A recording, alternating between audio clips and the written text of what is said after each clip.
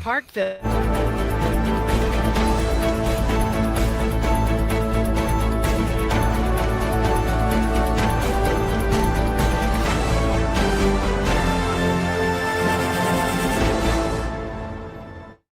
On WCBM.com. Hold it now. You are about to hear the most interesting, informative, thought-provoking, and funny show in America. On air and on the World Wide Web. This is the Rob Carson Show.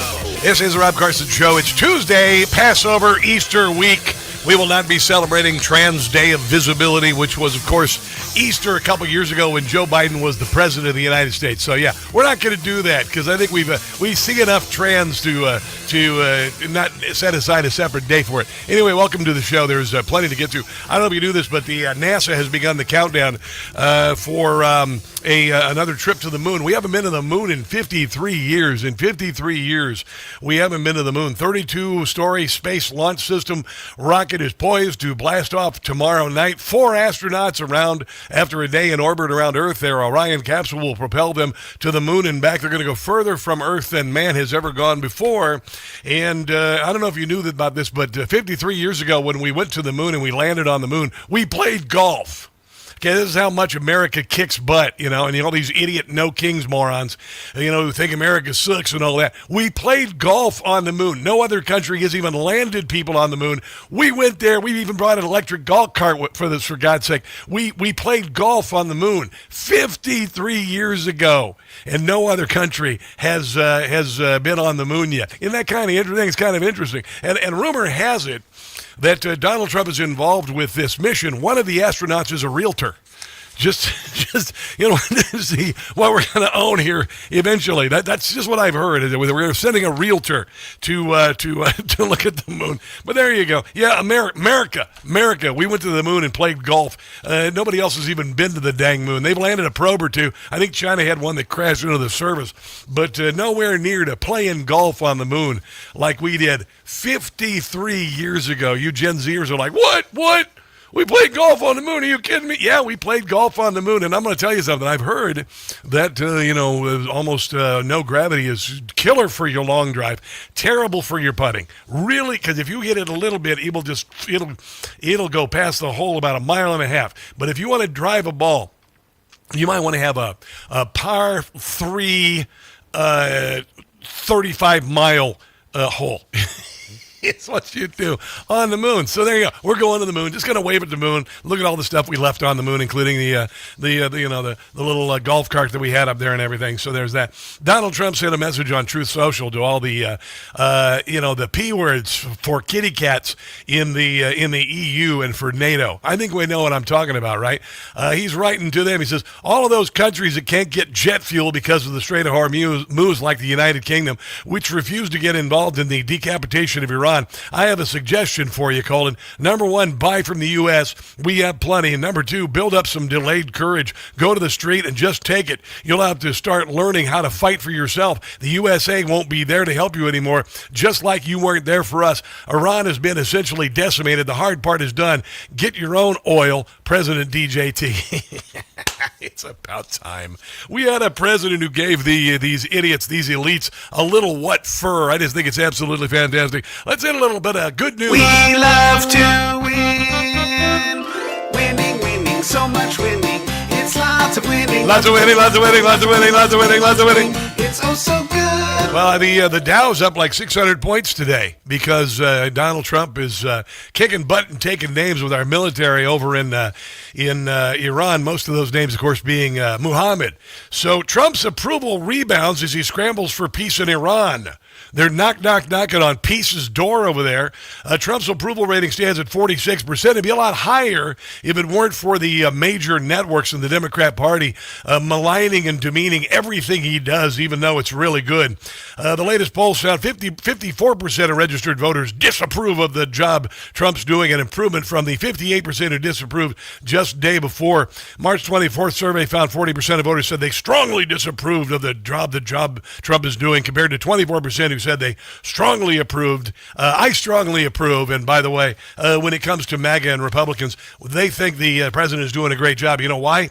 Because he's doing what we asked him to do when we sent him to Washington, D.C., and we chose him as our candidate. You Democrats didn't have a choice in your candidate. The last election, the one before, and the one before. So there is that.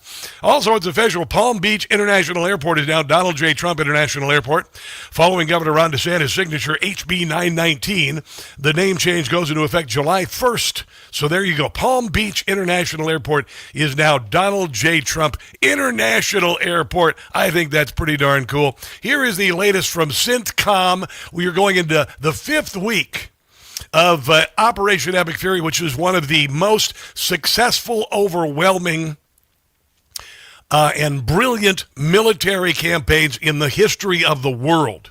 We took down a very powerful military from a country that was nothing but a state sponsor of terror for the last 47 years. They had thousands of missiles. They had enough uranium to make 10 nuclear bombs. We discovered that they have missiles that can go thousands of miles, which they were lying about. We have destroyed the first 3 tiers of their leadership structure. So we went through Ayatollah number 1, cardboard Ayatollah, and I don't know what was next after that. I think it was plastic paper bag Ayatollah. I don't even know what it was, but somebody Ayatollah, because cardboard Ayatollah is dead. He's just going to tell you the reason why he's not talking or anything is because he's dead, and that's all. So there you go. And then of course we made 150 plus ships of their navy into destinations for scuba. That'll be great. I'll run around on the horse. I almost said the Horse of Strait Mews. No, the Straits of Hormuz. That was a meme I saw the other day. I'm not going to say anything. But the Straits of Hormuz and all of that, we can go there and do some scuba diving, seeing all the Iranian ships that are there. But here's the latest from CENTCOM. Now in our 5th week of the campaign, it is my operational assessment that we are making undeniable progress in eliminating Iran's ability to project power in meaningful ways outside its borders. Just unbelievable. We don't see their Navy sailing. Nope. We don't see their aircraft flying. And their air defense. It's hard to sail when your ships are underwater and your airplanes can't fly. And missile defense systems have largely been destroyed. Despite our clear dominance, our forces remain vigilant. It's long been my belief that every success we have begins and ends with our people, and our warfighters deployed for it are doing. And they've done a brilliant job, even though Democrats on day one said that it was a disaster, it was a failure, and we're in a quagmire. I mean, what's your definition of quagmire? When Barack Obama was the president for 8 years and launched like 26,000 missile strikes, and there was no end in sight for Afghanistan that we were involved in for all 8 years of Barack Obama's presidency, nobody said, when are we getting out? We're in a quagmire. Nobody said that. No, it's kind of weird. It's like maybe they just hate Donald Trump. Yeah, that's it, actually. Chris Ruddy, the guy who runs Newsmax and discovered this guy right here, Chris Ruddy. Yeah, me. He discovered me, so blame it on him.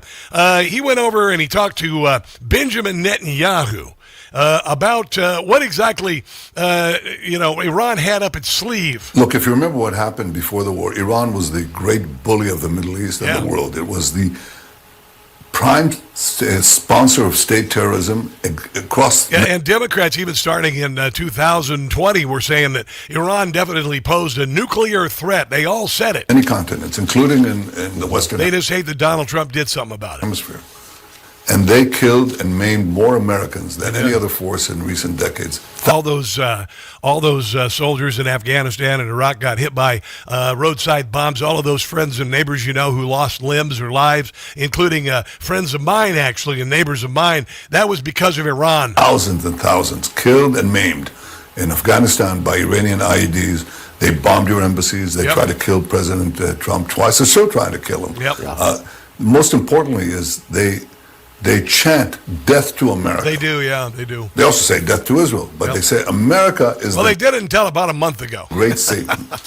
But I don't hear... Then we killed them all. North Korea chanting death to America. I don't hear China chanting North Korea. I don't hear Russia. These are all countries which you have which are adversarial to you, but they're not. A lot of Americans, you hear a bunch of no kings protesters. Seized by this fanaticism, but Iran is. Right. So Iran wants to develop nuclear weapons and the means to deliver them to every American city. And this is what this is about. Yeah. Preventing them from having this intercontinental ballistic missiles with nuclear weapons to tip them, which could threaten the life of every American. Yeah, you see, because they found out in the negotiations that they had enough nuclear material for 11 bombs, and then they said, oh, yeah, we are using missile technology for our space program because we're going to fly to the moon. Okay, whatever.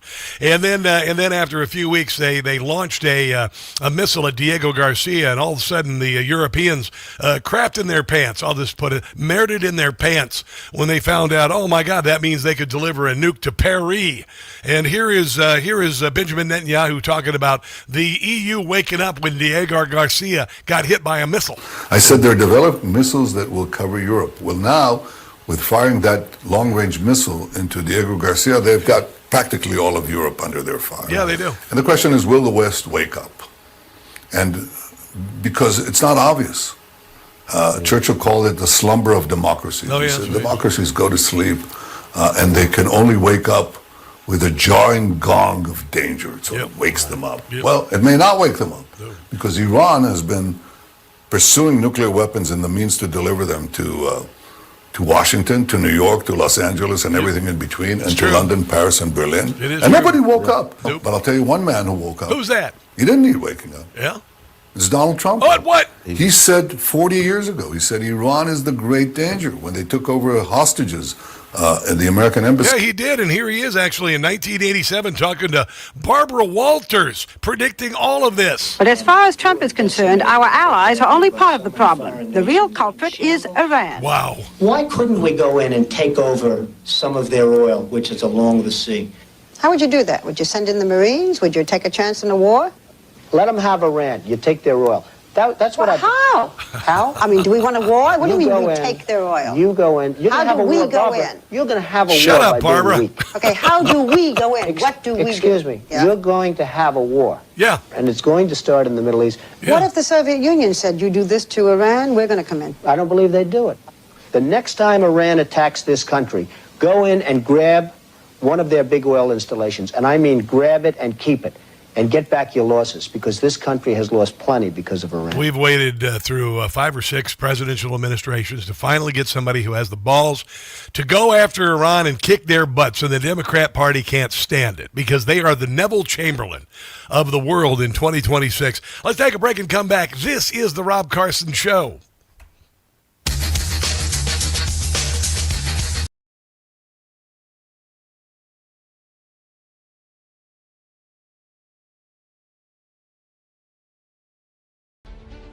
This fall, you're invited to experience Washington, D.C. in a truly unforgettable way with me, Rob Carson, and other Newsmax listeners. Imagine strolling through our nation's capital as America celebrates 250 years and seeing history come alive with an expert guide. Together, we'll tour the White House Visitor Center, step into the halls of democracy with a guided tour of the U.S. Capitol building, visit Arlington National Cemetery and the changing of the guard, stand in awe before the towering figure of President Abraham Lincoln, and take in the beauty of D.C.'s legendary memorials with a special nighttime illumination tour. Our adventure includes premium hotel accommodations for 4 nights in the heart of D.C., in addition to 6 meals, ground transportation, guides, and gratuities. Space is limited, so don't wait. Visit travelwithrob.net to book your D.C. getaway today, or give our friends at Cruise and Tour a call at 800-383-3131. That's 800-383-3131 or travelwithrob.net.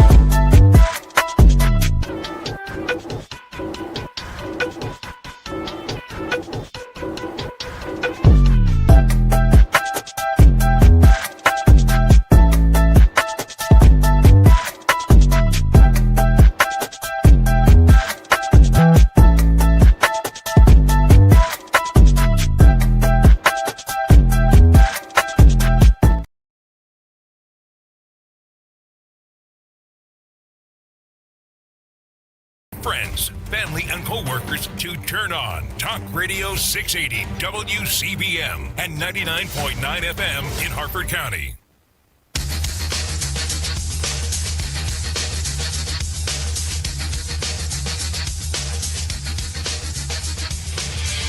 The Rob Carson Show podcast is everywhere. Go to newsmax.com/listen for details.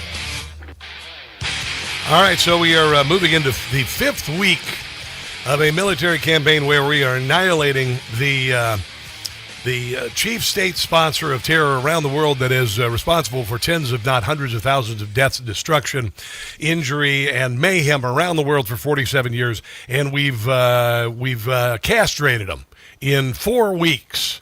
And the Democrat Party on day one said that we were failing, that it was a disaster, and the reason being is because Donald Trump is doing it, and nobody else had the balls to do it, is what it was. So there you go. So there is that. There is that. This is General Frank McKenzie talking about the objective and what the objective has been for years. For many years, we've considered options along the southern coast of Iran, seizing islands, seizing small bases. You're not going to stay. But some of those islands you could seize and hold. If you seize Karg Island, you really can shut down the Iranian oil economy completely. Yeah. And the beauty of seizing it is you're not destroying it. These are not back-of-the-envelope calculations. These are things we've been working on for many years. And I think we're right to threaten the entire littoral, to hold all these options out there. Oh, wait. He said that we've been talking about taking Karg Island for years. This would mean even like in Joe Biden and Barack Obama's administration. That's kind of crazy.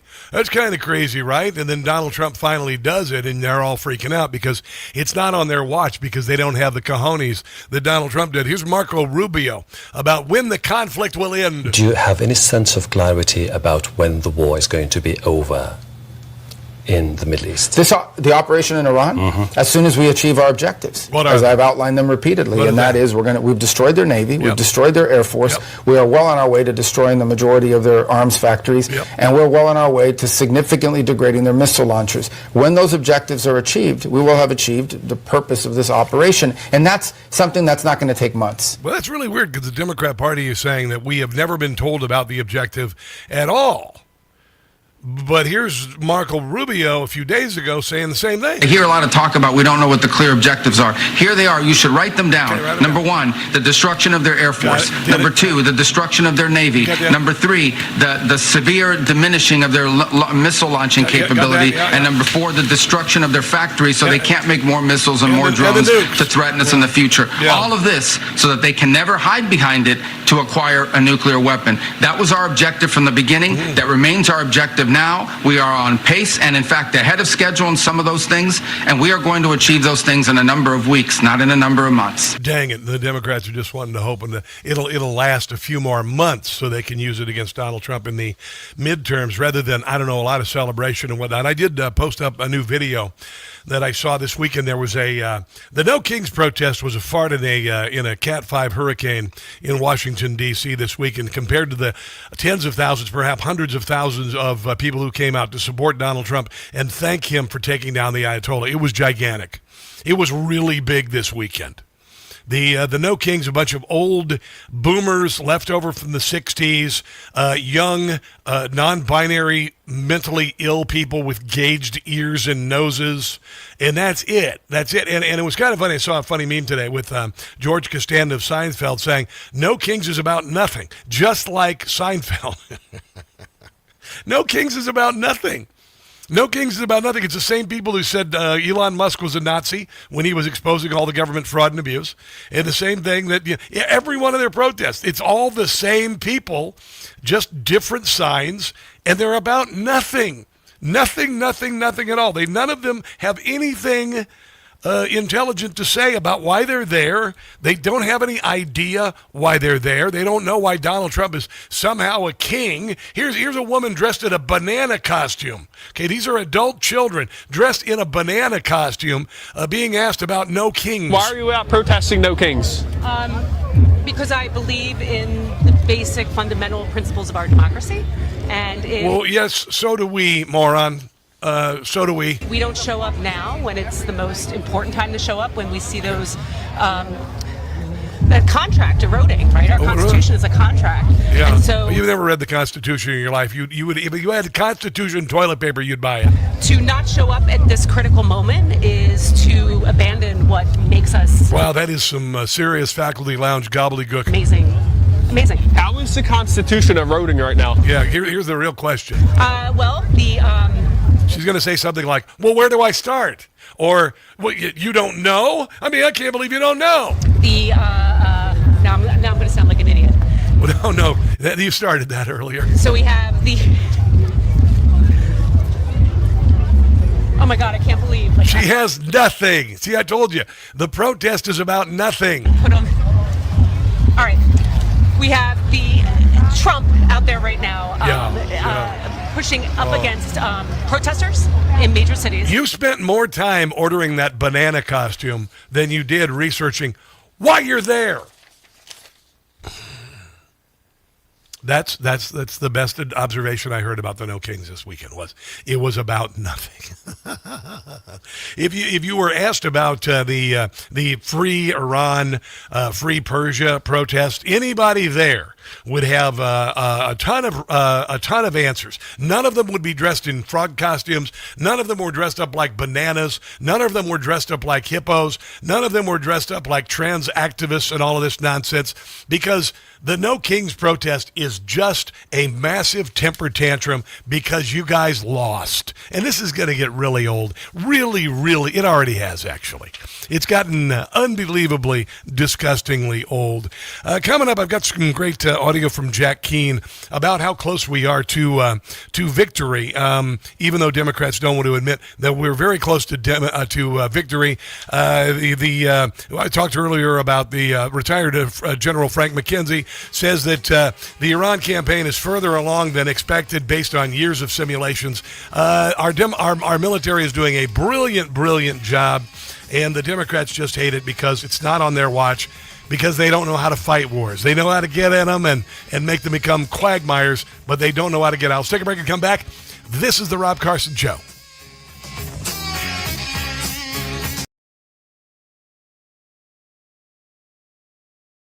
Hey guys, it's Carson. I just got a ghost bed. Yeah, no, pay attention here, because I've been sleeping on a foam mattress since I moved to the Washington, D.C. area, which is like sleeping on the sponge in your sink. Ghost Bed doesn't build mattresses like furniture. They build engineered sleep systems. Their beds are serious health equipment. Beds designed for relief and recovery, not looks, not fluff. Your body should be healing while you sleep, not fighting for comfort. I have been sleeping past 7 in the morning on my Ghost Bed. It's unbelievable. If you wake up stiff, you toss and turn, if you sleep hot, even reaching for a pain reliever before bed, hoping tonight will be different, that's not aging. It's your mattress talking. Another great thing I love about Ghost Bed, you get 101 nights to try it at home. If you don't like the difference, you can send it back risk-free. Ghost Bed is offering my audience their lowest prices of the season, plus an extra 10% off. Go to ghostbed.com/Carson. Use promo code Carson. That's ghostbed.com/Carson. Promo code Carson. You are going to love your new Ghost Bed.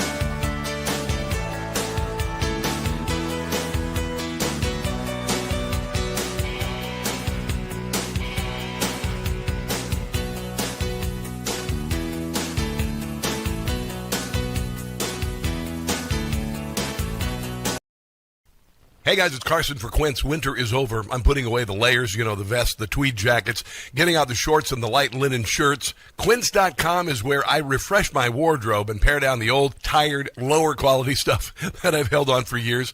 Quince makes high-quality, everyday essentials using premium materials like 100% European linen and their insanely soft, flow-knit activewear fabric. Their men's linen pants and shirts are lightweight, breathable, comfortable, basically the perfect layer for spring.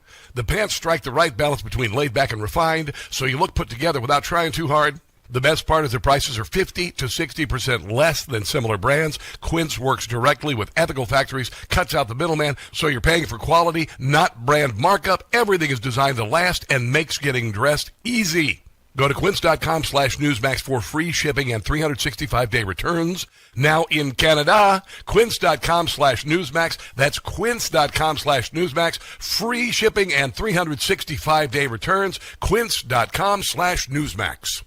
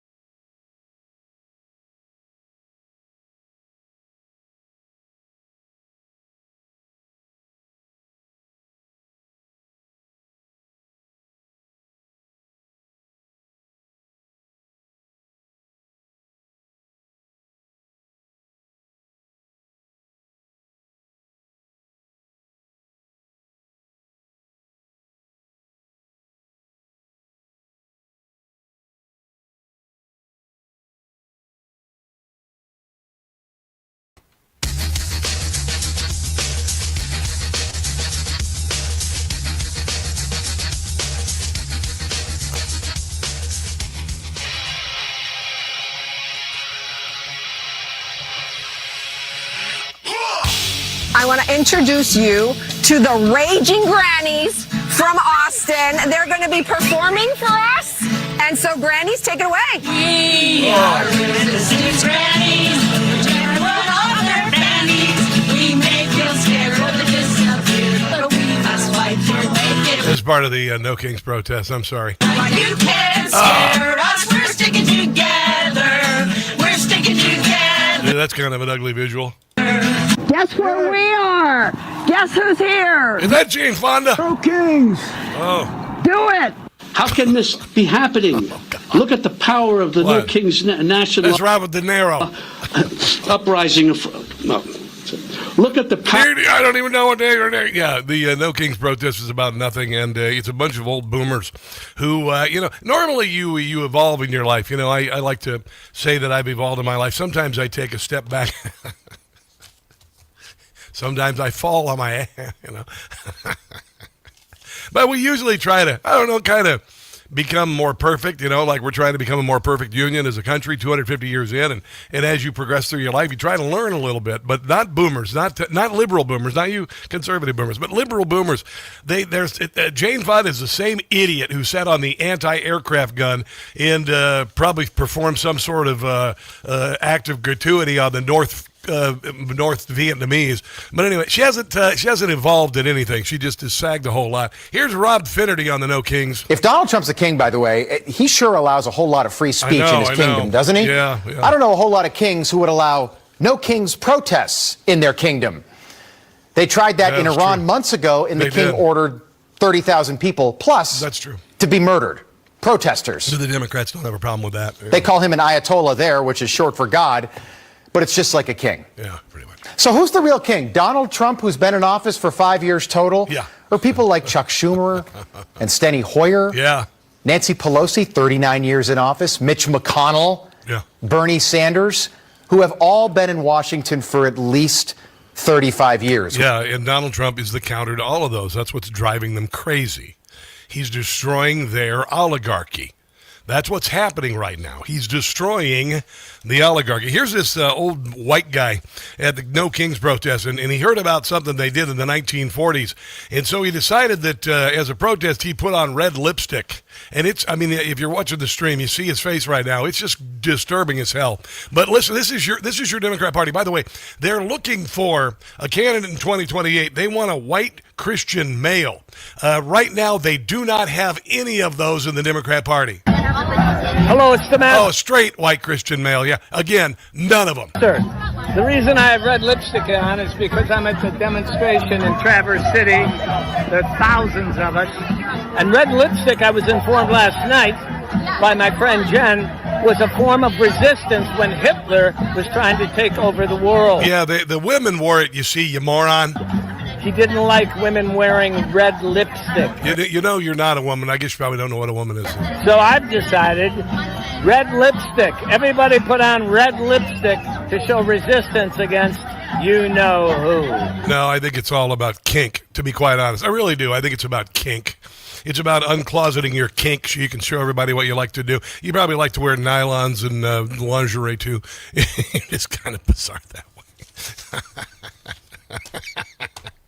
Yeah, the No Kings protests, a bunch of just an excuse to display your kink and insanity. This is brand new from Jim Gossett is the president of the Rob Carson Show. Only on the Rob Carson Show.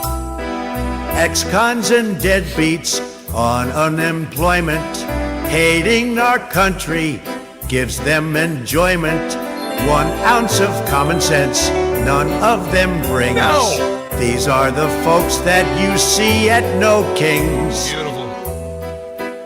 Sing along. Neville Roy Singham should be extradited along with George Soros. He'll be indicted. Oh, I hope so. Antifa and BLM wait in the wings. These are the fuds that you see at No Kings. Bunch of grannies. Baby boomers. Yep. With their walkers. Yeah. Don't know they've been had. They're not aware that No Kings is a scam, and they all got fleeced real bad. There you go. Because No Kings is about nothing. And you know how I know it's about nothing? Because they call it No Kings, and they're able to have the protests which show that we don't have a king. See, that's how stupid they are. It's just, what the what? Oh, God has a sense of humor. God has a sense of humor. God is letting them make fools of themselves, and I'm just going to sit here, and I'm just going to make fun of them. That's what I'm going to do. I mean, take them seriously. Don't get me wrong. They want to motivate, and they want to do all this. They want to steal elections. They want to destroy the country. They're in bed with the Islamists and communists, so we're going to eventually have to kick their wrinkly old butts, but in the meantime, I'm going to make fun of them. I think that's a good idea, right? Yeah, I think it is. Yeah.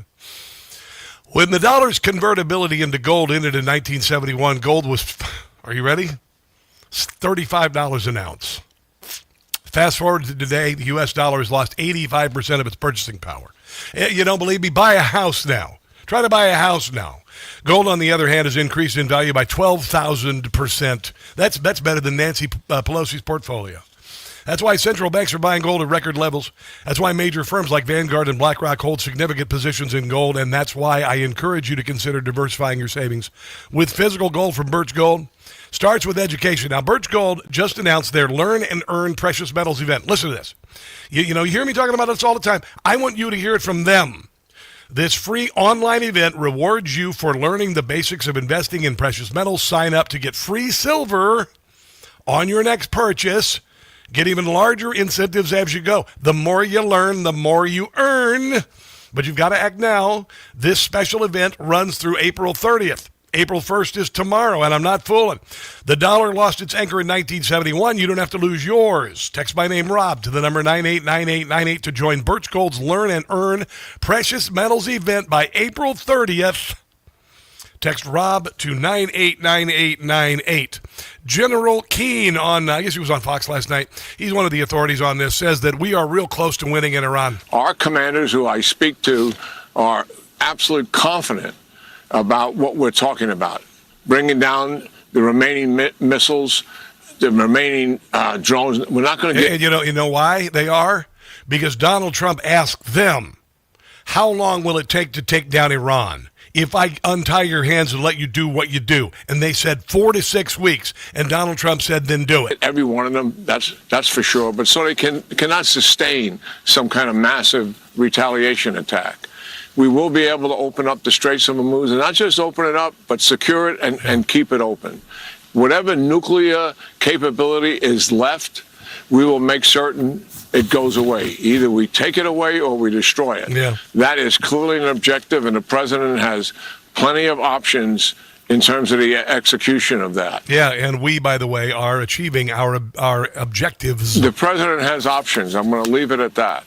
And he has got plenty of options in front of him what to do with the nuclear enrichment. And we are looking at a millennial peace in the Middle East, something that our ancestors' ancestors could never have dreamed of. The other capabilities that they have.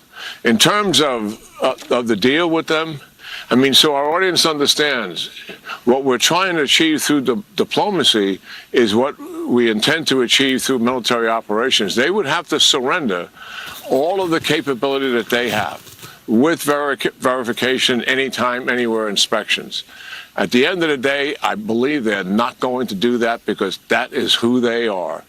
And they want to ride this thing out as long as they can personally survive it. It's not going to work. They're in this to ride it out, is my judgment. Not going to work. We'll see what happens here.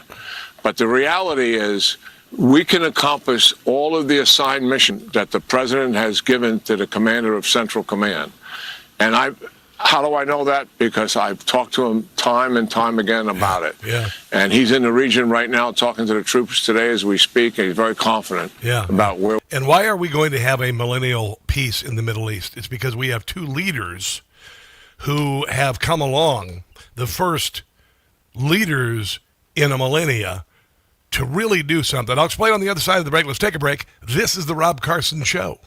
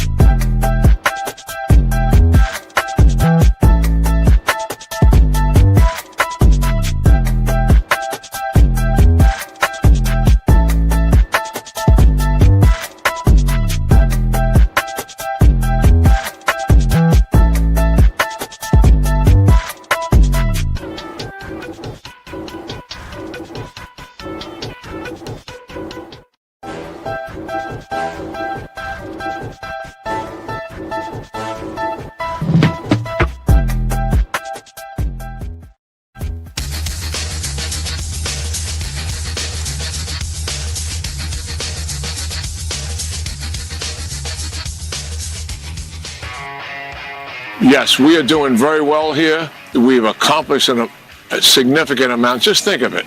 We're 30 days into this operation. I mean, because we look at it 24/7, by the minute, by the hour, by the day, it seems so much longer than 30 days. Even if we took another 30 days to accomplish what we set out to do and do that in less than 60 days is not only remarkable, it will be historic. To take away the comprehensive capability that Iran has and once and for all deny them the ability to be the predator that they have been for 47 years. Yeah, and the Democrat Party are trying to cover this up. They're trying to act like we're failing because they recognize the enormous power of what is happening right now. We're looking at a free Iran. They're relying on young, ignorant people to not recognize what Iran has done since the Ayatollah took over and how it has changed the Middle East, how Iran has been a terror proxy for decades. And they're trying to whiz on the parade of the Persian people as they celebrate for the first time in 2 generations women being able to not wear hijabs and get jobs. I might add that too. And the Democrat Party is so just absolutely anti-Trump, absolutely hate him so much. They'd rather have people live in bondage in places like Cuba. Cuba's next, by the way. Cuba's going down next. Donald Trump says that Cuba is going down next. Let me see if I got the soundbite. He said it yesterday. Cuba. But Cuba is going to fall under Donald Trump's watch. I don't have that in front of me right now, but he said it. That's the next thing. And Rubio is a very powerful ally, and he's got some real powerful connections in Cuba. And so, I mean, can you imagine that? Again, Democrats rely on boomers who love communism and Castro to do the shouting, and Gen Zers and millennials who are uneducated about history to forget like this is really happening. But there's nothing they're going to be able to do about it. And one of the things why this is happening in the Middle East, why it's going to result in the spreading of the Abraham Accords, peace of the Middle East, the Straits of Hormuz being open without interruption, and more than we could ever imagine. I told you this, that Donald Trump's election was the falling of the Berlin Wall, and I said that freedom and patriotism and faith would sweep the globe, and it's happening. And the Democrat Party is doing a death spiral into hell. And while they are spinning into hell, they're grabbing, kicking, and screaming to try to bring us with them. But we're not going, are we? Here is Jack Keane about why this is happening. We're on our way to accomplishing all of that. And hats off to the troops out there who what they're doing every single day. It is nothing short of remarkable. And hats off to the people that lead them, and particularly for the president in terms of setting this in motion. And let's remind ourselves why.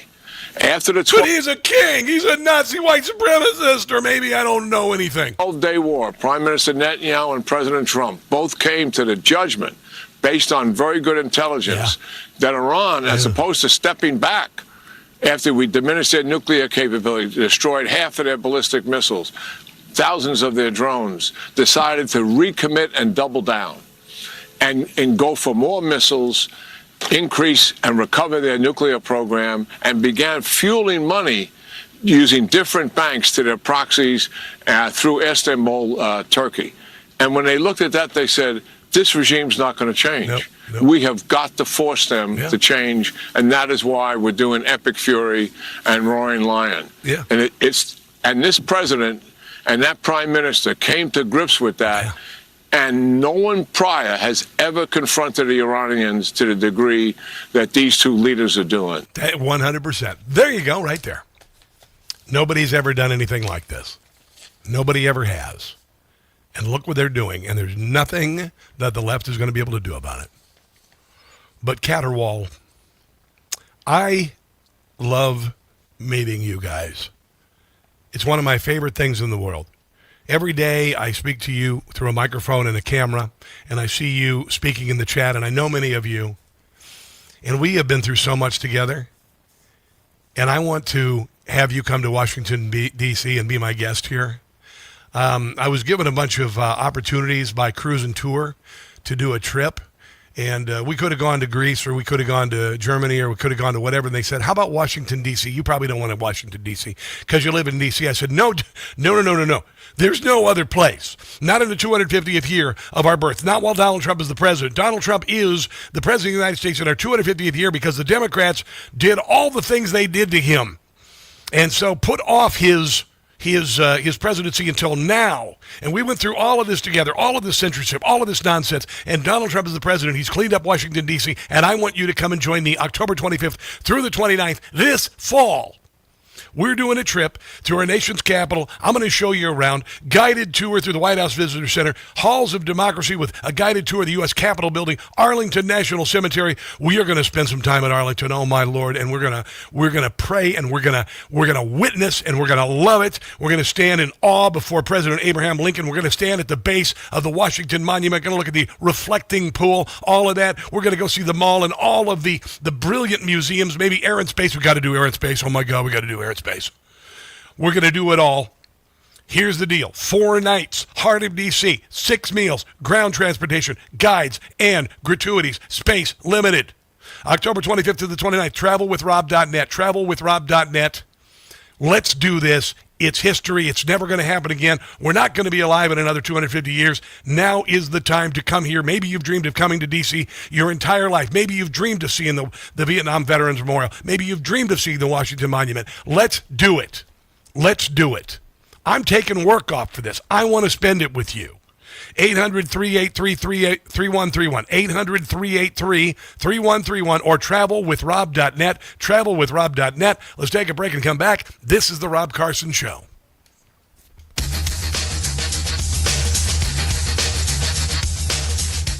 Hey guys, it's Carson from Birch Gold. Think about this. Hi everybody. In 2006, $20,000 equaled roughly 33 ounces of gold at spot. What's going on? At today's prices, those 33 ounces of gold Gary Madden, hello. Oh, BF05, why are you late to the show? Well, we're glad you're here anyway. Diversify a portion Even if you're a little late, nothing wrong with that. That's why you need to consider buying gold from my friends. Let's go over here to Facebook. Facebook. Wealth, and today it's a crucial part of any balanced strategy. Even better, Birch Gold can help you convert an existing IRA or 401k into a tax-sheltered retirement account in gold. Just text my name, Rob, to the number 9898. In the meantime, let's go over to YouTube. It's America Marcy. Carson has sent us to the lake. There's no obligation, just useful information. Tens of thousands of happy customers, including me. Don't even know what that is. Birch Gold help you diversify with gold. Kennedy, Kenneth Richards. That's on Keith Richards. Again, text my name, Rob. Obama and Joe remember when you had gas prices up without a war. Yeah, no, we got into a war. We just weren't fighting it. We just paid for it. I'm not going to take this anymore. Massive tax increases, skyrocketing utility bills. Rumbly Ruse, Jack Reed. What's up, Round the Pony? How are you guys? It must stop now.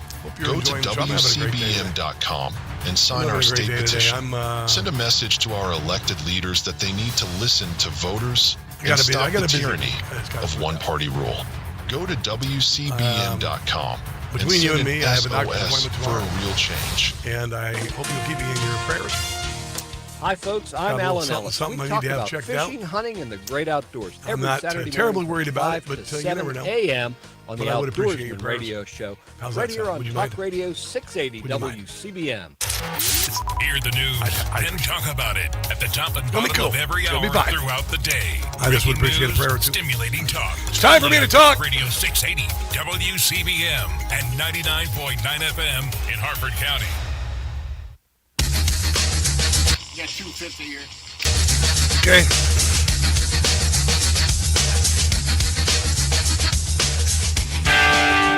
So uniformly, we've had no support from Democrats with regard to what has happened in Iran and the overwhelming victory that we're having over there. It's absolutely remarkable and amazing. Ro Khanna, who's a Democrat, was confronted by a 17-year-old girl at a town hall about why the Democrats have been such D-words for Richard about taking out the Ayatollah. When we're talking about this issue, you're saying that you don't want the U.S. to go into another war with the Middle East. But what we're trying to emphasize here is that targeted strikes on military facilities, IRGC bases, those... Wow. Look at the crowd. Those are military strikes, targeted strikes, and this is what the people in Iran are asking for. I have relatives in Iran who are just begging for something to happen. Yeah. And the more we stall and try to discuss this with Congress, every second that is wasted, another life is being taken. And you know, this 17-year-old is smarter than any one of the No Kings protesters that I've heard interviewed. I'm 17 years old. I'm an Iranian American. There are people in Iran who look just like me, who are being murdered on the streets of Iran, and it is just heartbreaking. So I don't understand where is the obstacle in taking action against this regime. You know, everybody is entitled to their opinions about the president, of course. But when it comes to targeting a regime that has been killing nonstop children, 3-year-olds, for 47 years now, where is the obstacle? Please tell me, Congressman, because I and all of the Iranian Americans that you see here just cannot fathom that at all. So Wow. That kid is remarkable. I have said that the Iranian regime is massacring. This is him responding. I am not under any illusion that this is anything but an evil regime. I do not have any sympathy for the Iranian regime. I have a lot of sympathy for the protesters in Iran. The question is, what is going to be effective? Last time Donald Trump took unilateral action in Iran, it obviously didn't work because we're in a situation. Yeah, basically he's... you couldn't hear him very well, but he's basically saying that I have great sympathy for the people who've been murdered in Iran, but we don't know what's going to happen with this. You know, if you don't do anything, people will continue to die. A genocide will continue. This is your Democrat Party. Let's take a break and come back. Hour number 2 of the Rob Carson Show is next. Don't go anywhere.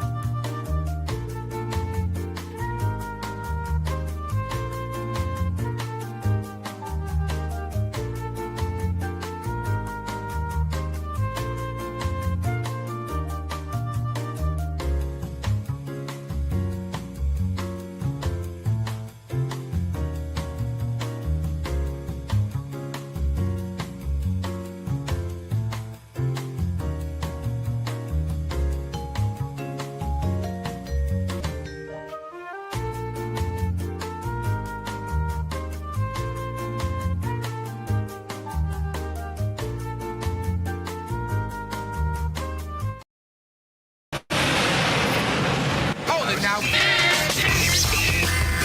You are about to hear the most interesting, informative, thought-provoking, and funny show in America. On air and on the World Wide Web. This is the Rob Carson Show. This is the Rob Carson Show on radio stations around the country. Also streaming live on all Newsmax social media, reaching millions of people every single week. I'm like the Rush Limbaugh of digital. I'll just call myself that. I know. I like to say we all walk in Rush's footsteps. No one will fill his shoes. No one will fill his shoes. But anyway, a lot to get to this hour, including Justine Murray to talk about a number of issues at the bottom of the hour. Next hour, we've got Liz Collin of Alpha News. She's done all the expose on Minnesota fraud. The feces is hitting the fan up there. There was one whistleblower 7 or 8 years ago, came forth, knew about all of this Somali fraud, and was shut down by the Walz administration. I really hope that Tim Roots goes to prison for life, 1,000%. Oh, I just hope for it. He and Keith Ellison can share a bunk, or 2 bunks, whatever. I don't even care.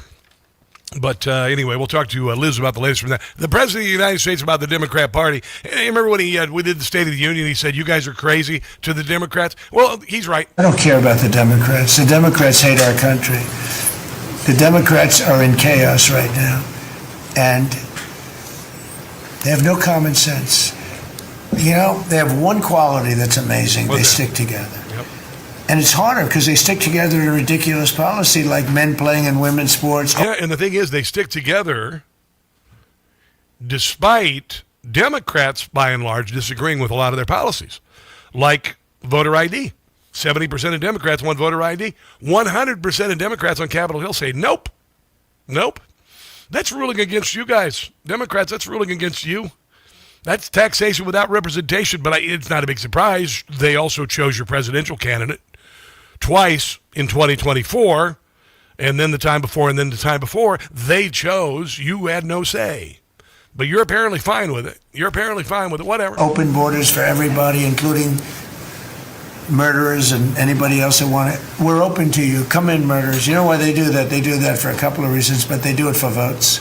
Because they think they're going to vote for the Democrats, even though I did great with the Hispanic vote. Tremendous with the Hispanic vote. Yeah, but you don't do very well with the communists who want to destroy America. I turned that whole thing around. The Hispanics like me, and I like them. And it's interesting with the Hispanics. When I built the wall, everybody said, oh, that's going to ruin us for the Hispanic. It was just the opposite. They know all about immigration, and they know all about death and crime, and they're smart people, and they have... Yeah, and people from Mexico, come here to work. I have a great deal of respect for my brown brothers and sisters who come here. I lived in their hood, man. When I lived in Overland Park, Kansas, right there in the same, there were duplexes up and down the street with Ford F-250s and 350s with drywall racks on the back and glass racks for windows, and they were roofers and everything, and they come in and bust their butt. They bust their butts. So I have a great deal of respect. Don't have respect for Somalians who come here and just steal. A lot of the people come across the southern border and they, work our fields, etc. Hey, so did I, by the way. They don't just sign up for benefits and expect benefits. They go out and bust their butts, running food trucks, becoming contractors, then becoming the foreman on the contractor, then owning the construction company. That's the American dream. So I have nothing but respect for my brown brothers and sisters from South who come here and want to work and work hard and work hard. I think it's amazing. You are amazing. But if you come here just to live on American taxpayer largesse, and if you come here to disparage America and hate America, you can just GTFO, as far as I'm concerned. Caroline Levitt called out ABC, CBS, NBC. Sheridan Gorman is an 18-year-old young woman who went to Chicago to Loyola University. She was going to study, and she was killed by a Venezuelan illegal immigrant, and the media ignored the story. They ignored the story. They were also, by the way, in, I think, Providence, Rhode Island, they wanted to do a painting of Irina Zaruska, who was stabbed to death on a train in Charlotte by an illegal. And this artist wanted to put together a painting of her on the side of this building, and the Democrats have canceled it. They're taking it down because they don't want to show their shame and culpability for all this. That's the deal. That's why. There is no doubt why Sheridan Gorman died, an illegal alien from Venezuela, brought in across the southern border by Joe Biden. The Democrat Party, they're for open borders because they want to steal elections, and they don't care about the body count. That's why they want to cover up their shame and culpability. And yesterday, Caroline Leavitt shamed the hell out of them. And to prevent deaths of Americans in our country. Just last week, Sheridan Gorman, a young woman in Chicago, was shot and killed on the street walking with her friends outside of her university by an illegal alien from Venezuela who had no right to be here in the first place. And it's despicable that Democrats are currently defunding the department that's responsible for removing illegal aliens like that. And I would also add... They want to get rid of the CBP and ICE. They want to get rid of them to continue what they did when Joe Biden was the president. We're not going to let it happen. It's despicable that the lack of coverage of this young woman's case, of her life, and the way that it was tragically cut short. I saw a survey over the weekend that I'd like to bring to all of your attention. This is the media coverage of the case of Sheridan Gorman.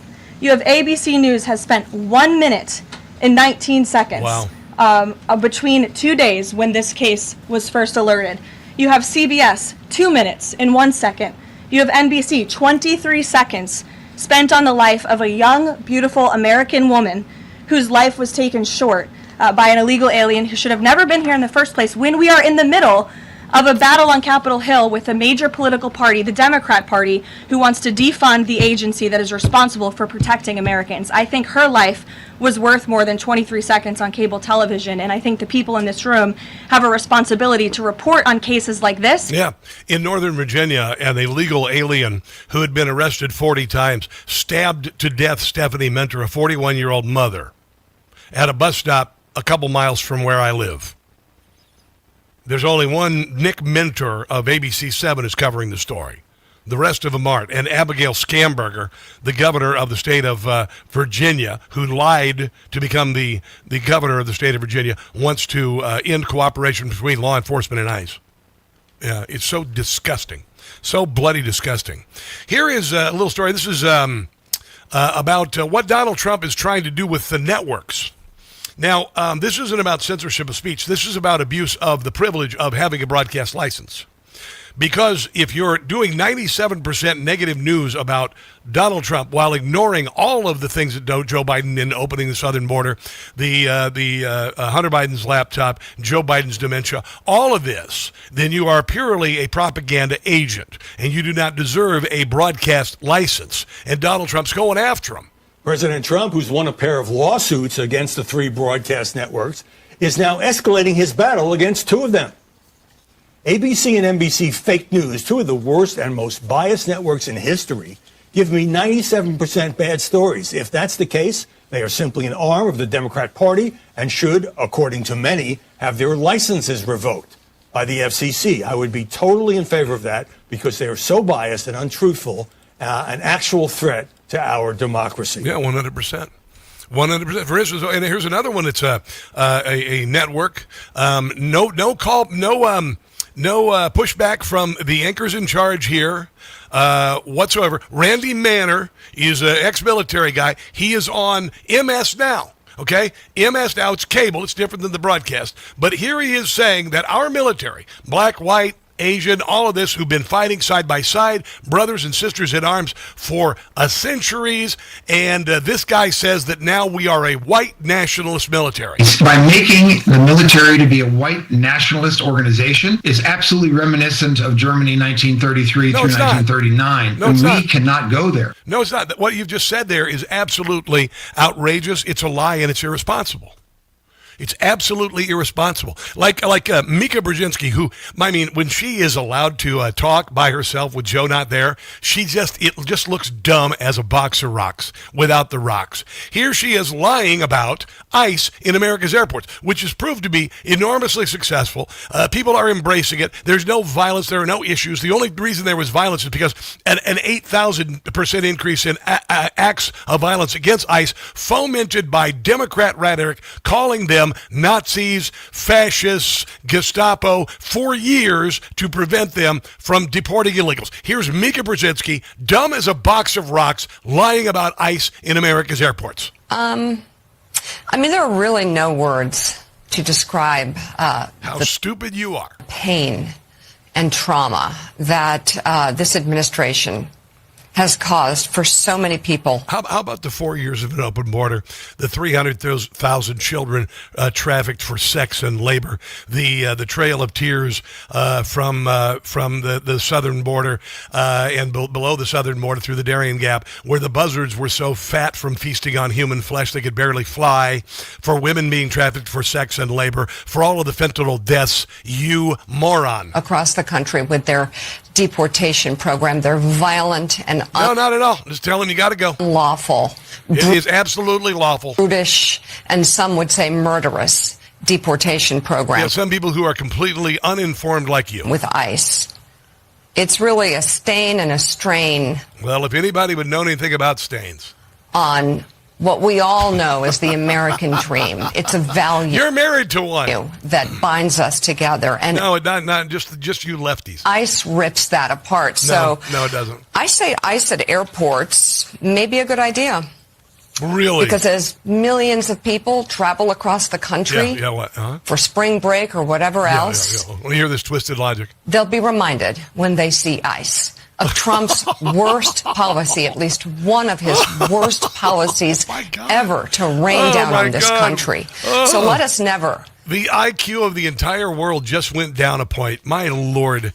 Yeah, this is why a broadcast license need to be reevaluated, because they are abusing the First Amendment. They are abusing what the media in this country was, which was a challenge to those in power to keep them in line. And look what has happened. Let's take a break and come back. This is the Rob Carson Show.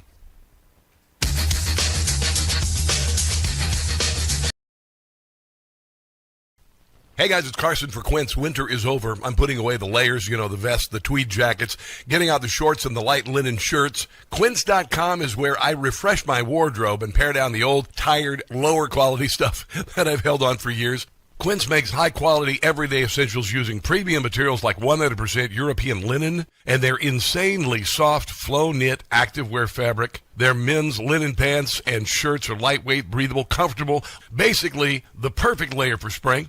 The pants strike the right balance between laid back and refined, so you look put together without trying too hard. The best part is their prices are 50 to 60% less than similar brands. Quince works directly with ethical factories, cuts out the middleman, so you're paying for quality, not brand markup. Everything is designed to last and makes getting dressed easy. Go to quince.com/Newsmax for free shipping and 365-day returns. Now in Canada, quince.com/Newsmax. That's quince.com/Newsmax. Free shipping and 365-day returns. Quince.com/Newsmax.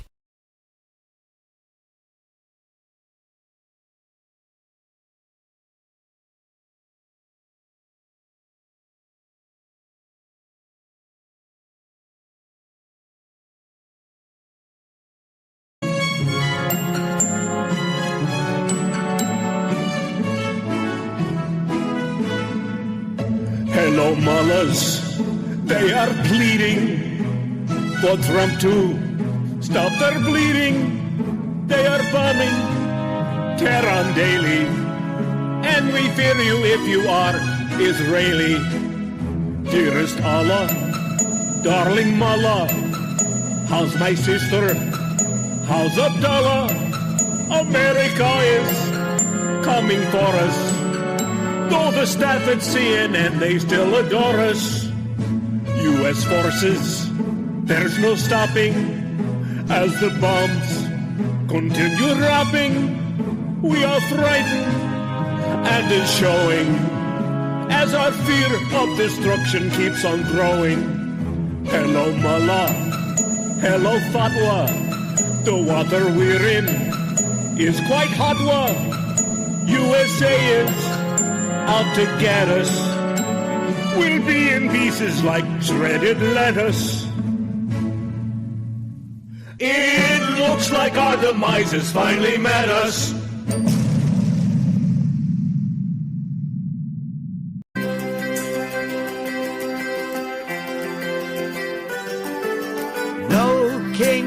rally day saw it and said, what a bunch of losers.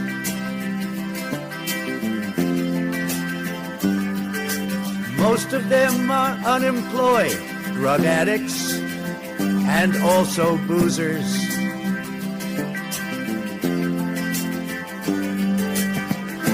These protesters are so crazy,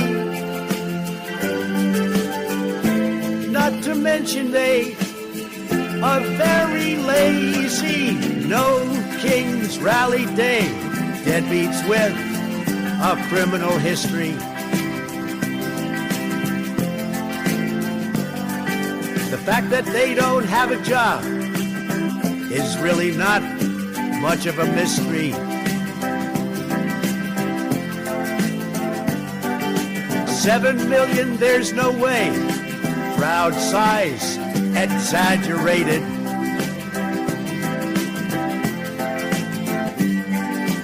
Most of them were elderly and heavily medicated.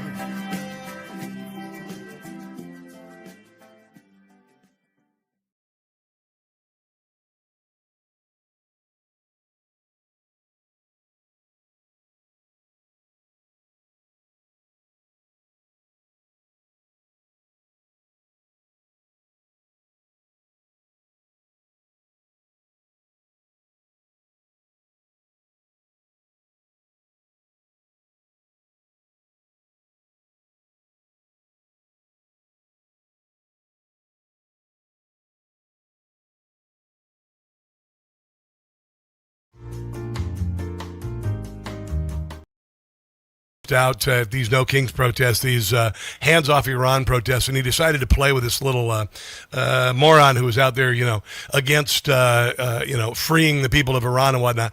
And he said it. He said that I know we're concerned about the Straits of Hormuz, but what about the gays of Hormuz? And she fell for it. Isn't it a little bit homophobic that we're so focused on the Straits of Hormuz and not the gays of Hormuz? Yes, I agree. Yes, oh yeah, for totally. Sure. Oh, Why do you think they're willing to leave the gays of Hormuz behind? I think it's just yes, the gays of Hormuz need to be opened.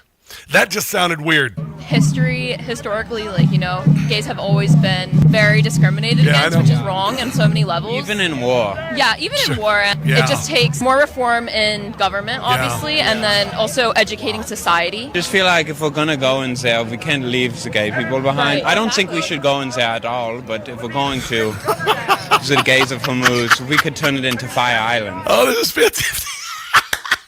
Just so fantastic. Oh yeah, you're right. You're right. It's not fair to be focusing on the Straits of Hormuz. Where are the gays of Hormuz?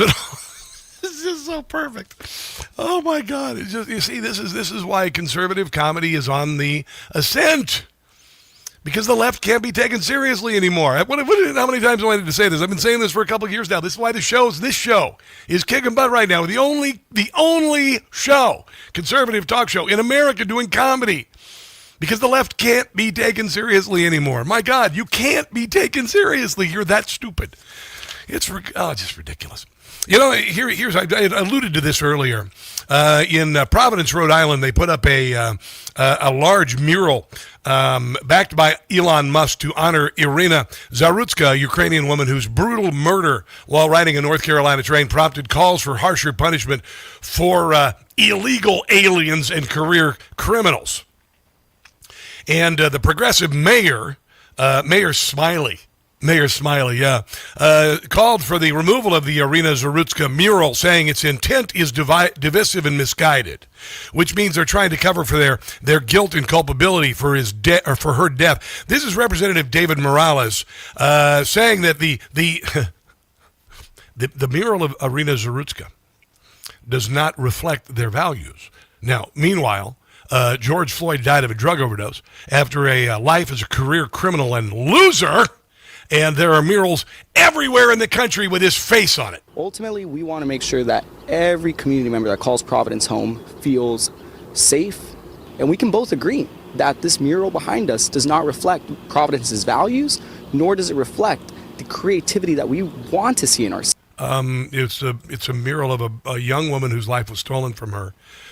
by an illegal alien criminal who the Democrat Party allowed to be released again and again and again. And because of their politics and their whatnot, it resulted in, oh, there it is. That's why. Okay, now I get it. Sorry, it just kind of slipped me for a second. Then it became very obvious why they don't want the mural up. Well, Emily, Jean, it's still here, but not for long. Artist Ian Goudreau tells me he's sad it's come to this point, but after calls from Mayor Smiley and other local leaders to remove the mural, it felt like only a matter of time before this happened.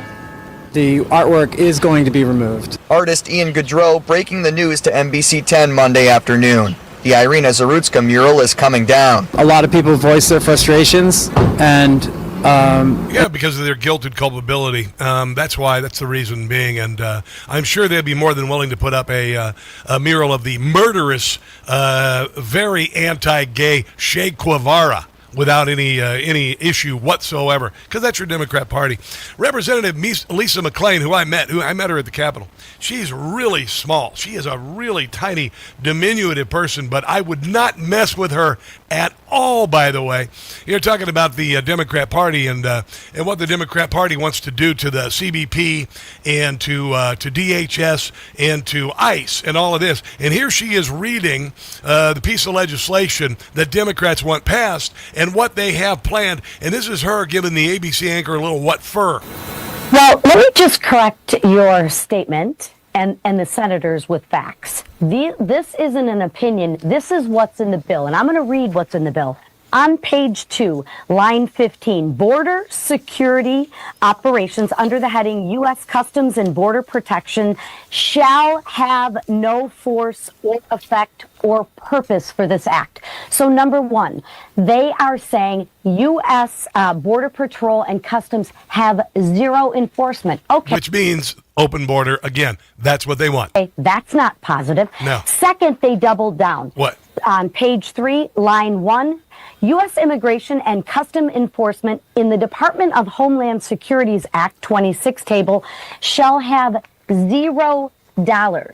So not only do U.S. Customs and so tie their hands and then defund them. Enforcements and Border Patrol agents that we funded in the One Big Beautiful Bill will have zero enforcement under this Senate bill, but they will also have $0.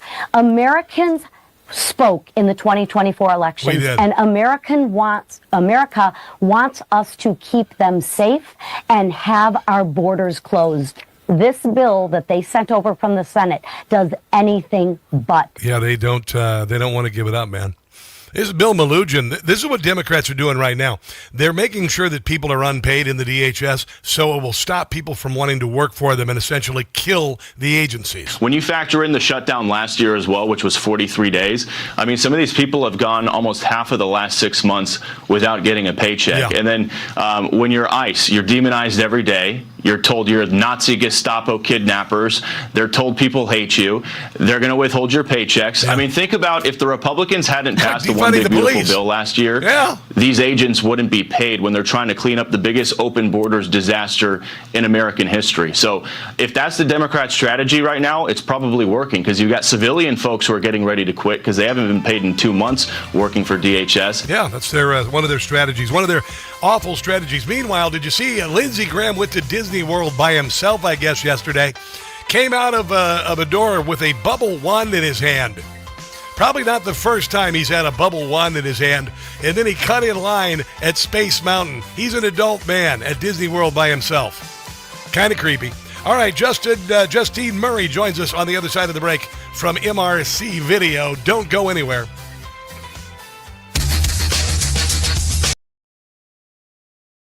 Hey guys, it's Carson. I just got a ghost bed. Yeah, no, pay attention here because I've been sleeping on a foam mattress since I moved to the Washington, D.C. area, which is like sleeping on the sponge in your sink.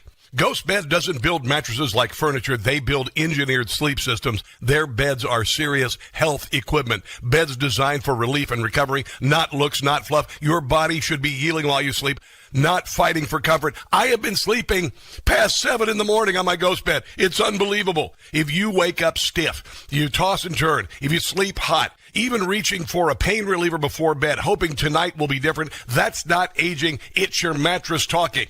Another great thing I love about GhostBed, you get 101 nights to try it at home. If you don't like the difference, you can send it back risk-free. GhostBed is offering my audience their lowest prices of the season, plus an extra 10% off. Go to ghostbed.com/Carson. Use promo code Carson. That's ghostbed.com/Carson. Promo code Carson. You are going to love your new GhostBed.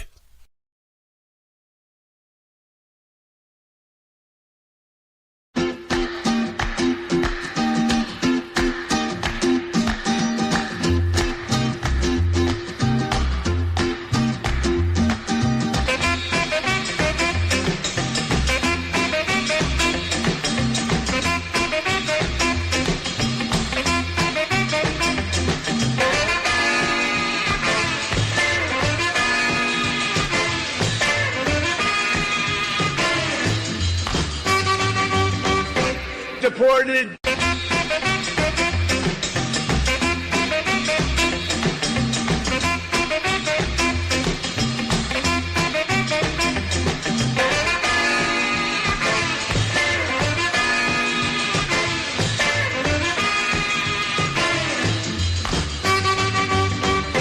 Deported.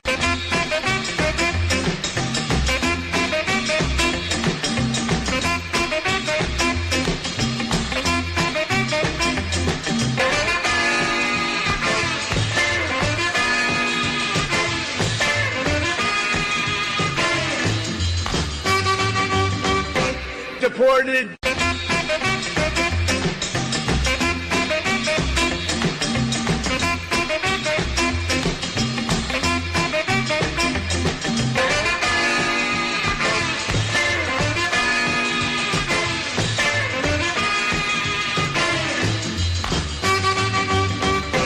Get him out.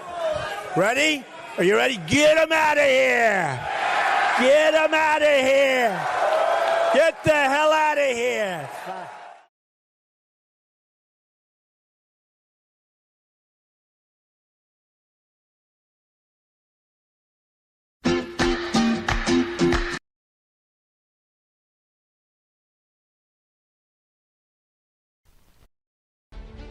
This fall, you're invited to experience Washington, D.C. in a truly unforgettable way with me, Rob Carson, and other Newsmax listeners. Imagine strolling through our nation's capital as America celebrates 250 years and seeing history come alive with an expert guide. Together, we'll tour the White House Visitor Center, step into the halls of democracy with a guided tour of the U.S. Capitol building, visit Arlington National Cemetery and the changing of the guard, stand in awe before the towering figure of President Abraham Lincoln, and take in the beauty of D.C.'s legendary memorials with a special nighttime illumination tour. Our adventure includes premium hotel accommodations for 4 nights in the heart of D.C., in addition to 6 meals, ground transportation, guides, and gratuities. Space is limited, so don't wait. Visit travelwithrob.net to book your D.C. getaway today, or give our friends at Cruise and Tour a call at 800-383-3131. That's 800-383-3131 or travelwithrob.net.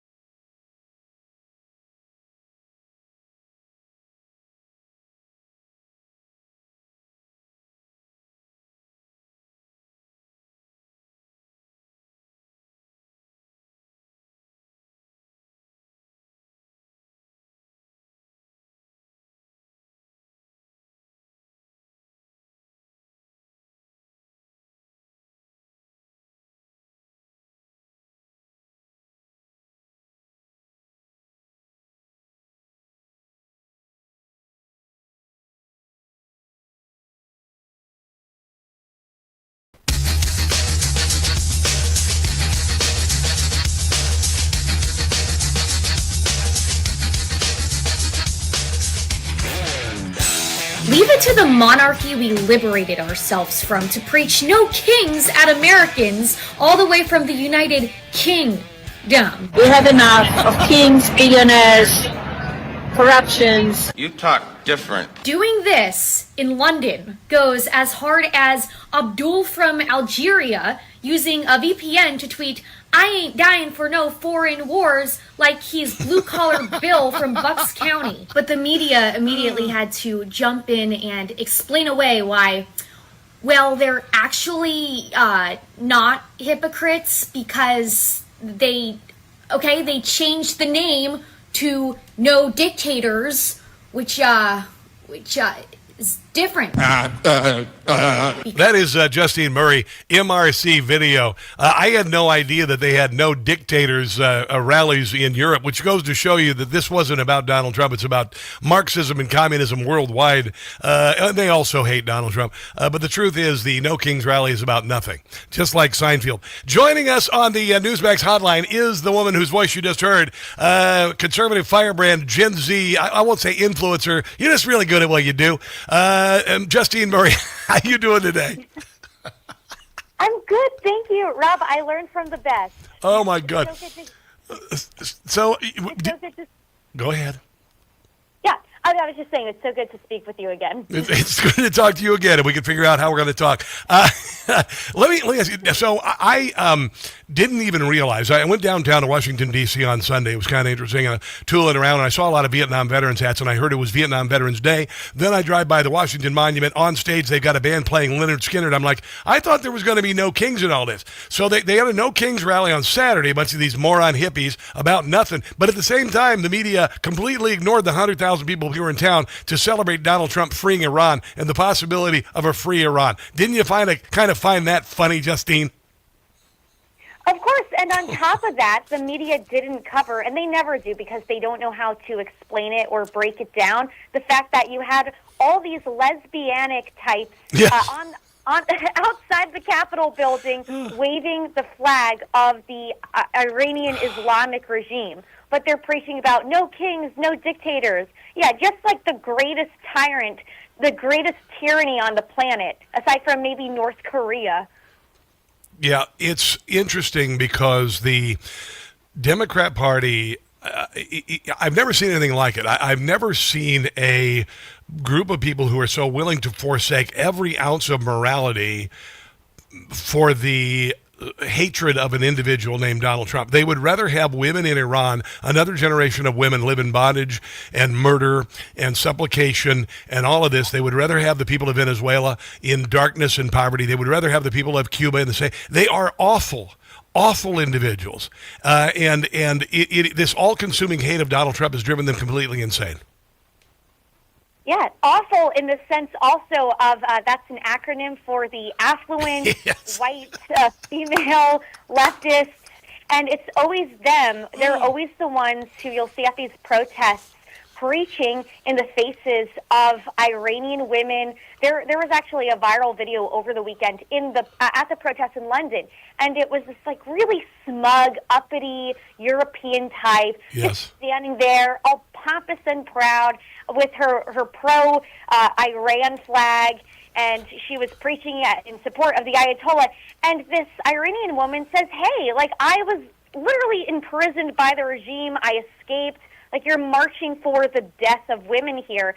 And they'll either respond by shouting you down, or they'll just pretend that you don't exist. Yeah, well, it's a white savior syndrome going on there. I saw the same thing this weekend because there was a reporter out. Just some great gonzo journalism happening, and this guy goes up to this old, crusty old, libtard boomer and says, "No." It was a black woman who approached the old white woman and said, why aren't there any white people or why aren't there any black people here? And she said it's because it's not safe for black people to be out and protest. I'm like, okay, sure, in 2026, white savior woman is going to be out protesting for black people because they're too afraid to go out because they'd be arrested for protesting. My God.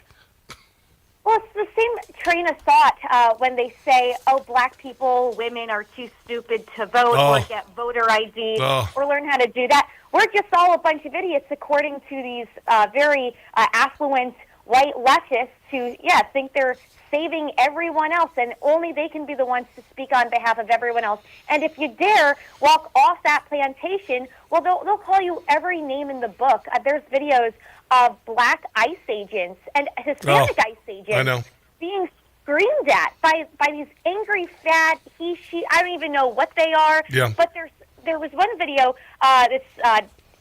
we'll just leave it at that, calling this ICE agent the N-word.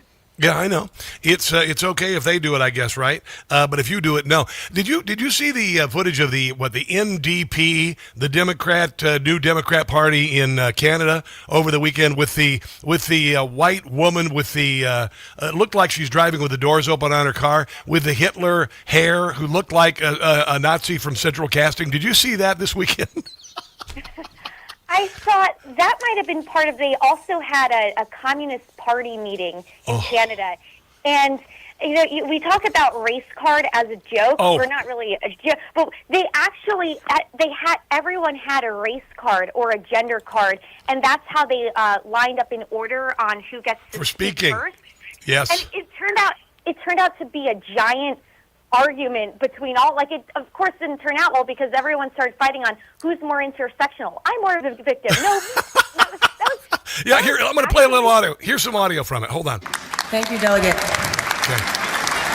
There's the Nazi There's a Central point Casting. of privilege on microphone 1, then we'll go to microphone 3. Go ahead, Delegate. Yes, hello. I was standing here with my gender equity card before you called on the previous speaker. That's my point of privilege that I would like to raise. I will explain the speaking order, which is fixed, that I cannot amend, which is the pro-con rotation. You can move yourself up a line that you're standing in. I am pro, and I was... We went... these people are nuts, Justine. I mean, they're just nuts. And they're speaking right out of the restricted Orwellian newspeak. Like, they can't even say words. They have to say things like double plus good. It looks like an SNL skit, but of course SNL is too woke and neutered to ever do anything like this and actually mock out people truly embarrassing themselves. They haven't been funny for 30 years. Yeah, I've said that conservative comedy is ascending because the left can't be taken seriously anymore. That's why I think that your material is resonating, because you do your pieces with a wink and a nod. You use movie clips, things like this, but just to in a smart way, in a smart fashion, to mock and ridicule them. And they can't fight back against our mockery and ridicule. Their mockery and ridicule is based on, you're whatever, or you're a Nazi. It's not based in fact. Yours is based in fact. That's what makes it more powerful. This is why we're winning this fight, Justine, because when we use mockery and ridicule backed with fact, they're like an armadillo upside down on its back in the middle of a Texas highway. They're completely worthless. On the other side of the break, I want to talk a little bit about the ATF says they cannot identify the bullet in the Charlie Kirk assassination with the accused's rifle. Of course, this was ammunition for Candace Owens. We will discuss this on the other side of the break, and this is the Rob Carson Show.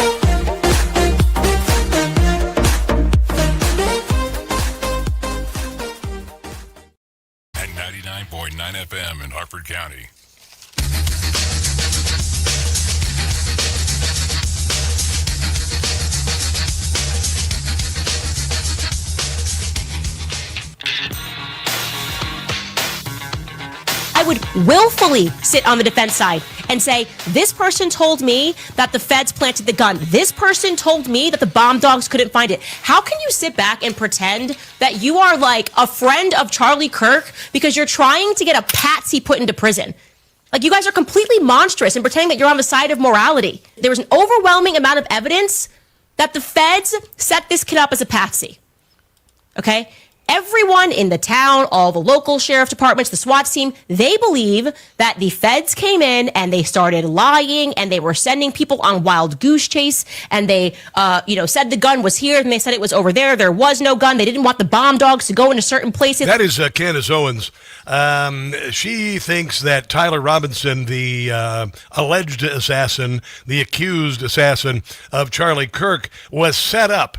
He is a patsy, and there has been some new information, a bombshell defense filing. ATF cannot identify the bullet in Charlie Kirk's assassination with the accused rifle. There are a number of reasons for this, but I want to hear Justine Murray's opinion on this. By the way, you can find her at Justine_Brooke or, of course, MRC Video. What are your thoughts on this, Justine? Well, the left and the woke right, they got very mad at me for tweeting this out the other day. I always say the woke left, they hate Charlie Kirk's widow. They're trying to deny who actually killed Charlie Kirk, obviously because they did, and they centered their identity around an ideology that rejects all morality and objective truth. So they don't want to take responsibility. They never do. And the right, the woke right, we'll say, not the mainstream right, but they're trying very hard to become mainstream. They're trying to say it's all a conspiracy because they're just like the left. And part of it has to do with they hate Erica Kirk. Yes. They hate Charlie's widow because they see that unlike anyone else could probably do for the most minor circumstances, Erica had the worst possible thing happen to her. It's something that no one will likely ever relate to. Yes. And yet she got back up, and she's doing everything she can to carry Charlie's torch and his legacy. Yes. And yet she looks beautiful doing it. She's still put together, and they hate that. There's a Marxist undertone to both ideologies. It's really just one ideology, but some people on the right, they've adopted the same ideology as the left, minus the pronouns, and it's basically this hatred towards anyone else who's successful. So, of course, you got Candace Owens sounding just, if you take the names away, if you take Candace's name away and you take MS Now, their title away, and you mix up their words and sentences, you wouldn't be able to tell who's saying who. I would venture to say, where was her damn curiosity when Donald Trump was nearly assassinated by an assassin who was able to get in the most prone position to shoot Donald Trump anywhere on the ground, was able to get in the most prone position, walk around despite a half an hour of warnings from people on the ground, despite having a scope where he could, a rangefinder, all of these things. Where was her damned curiosity when the assassination was much more obvious others were involved in it? Yeah, well, it wasn't anywhere because she's a narcissist. Yeah. And I have said this before, she would be willing to drive her minivan if she had to pick another side or grift any different way. She'd be also willing to be the one to drive their minivans into an anti-ICE protest, but she happened to grift onto the right, but she's really not a part of the right. She is the same as every other middle-aged cluster B personality right now who just has either Trump derangement syndrome, Erica Kirk derangement syndrome, and they think the world revolves around them. Yeah, she is. I can't relate to it. I really cannot. By the way, the result. There was a misleading headline. The ATF ran a tool mark analysis on the bullet jacket fragment recovered from Charlie's autopsy. The result was inconclusive, but not no match. The jacket was too fragmented to compare, which also partially explains the lack of an exit wound. The bullet shattered on impact. Inconclusive means insufficient evidence to draw any conclusion. It doesn't mean the bullet did not match the rifle like the headline says. Unlike tool mark analysis, it doesn't require an intact bullet. The defense is trying to block that testimony from happening, and Candace Owens has fallen for their bait. There you go. Yeah, of course, just like every leftist outlet. They want to tell us, don't believe the bullet casings etched with Antifa slogans or the police confirmation or the fact that Tyler Robinson, the suspect's parents, they were the ones who called him out, they turned him in, or the texts that indicate that he bragged to his gender-confused furry lover about what he was allegedly about to do. All common sense, all facts go straight out the window. Yes. And the left just, it's funny because in the same breath, after they've cheered on Charlie's murder for the past couple of months, after they demanded that their goons get more conservatives or anyone who's a dissident, after they celebrate it, now they say, oh, well, no, it actually wasn't a member of the left. So it seems like they can't really decide which way to go. I don't know. Our Newsbusters team at Media Research Center, we actually we have a study that shows only 24% of likely voters even admitted that Charlie's killer was left-wing, and a very, very small percent of members of Gen Z, that's my generation, Zoomers, because they're the ones who are the most susceptible to be indoctrinated by the media, and of course their professors who also celebrated it that day he was murdered. Yeah. Unbelievable. I'm hearing a lot of good things from Gen Z men, not hearing so much good coming from Gen Z women. Although on at CPAC they encouraged making babies, which of course the Viewcast absolutely hated. Well, I can't really talk about it much. Just give me 30 seconds on the Viewcast saying that somehow it's bad for you to make a family as a member of Gen Z. Yeah, you can't be more out of touch. These are, I like to call them the potato sacks dressed in nylons with lipstick smeared on them.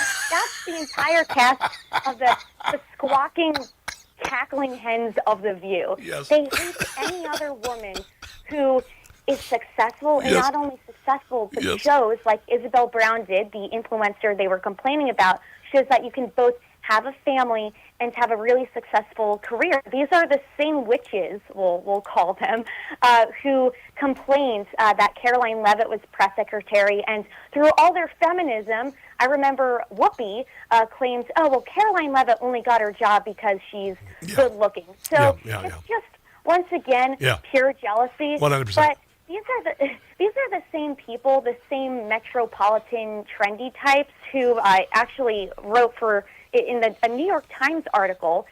They did this whole cover piece. Well, we've got to wrap. We've got to wrap. I'm sorry, we're running a little bit late. I appreciate your musings, by the way. I call them the harpies from hell, by the way. That's what I call The View.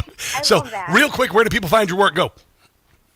Yeah, certainly. Go to mrcvideo.org. We're also on YouTube, and we are on X at MRC Video. And you are on Instagram, and you're kicking ass. I'm telling you, you're awesome. Let's take a break and come back. This is The Rob Carson Show.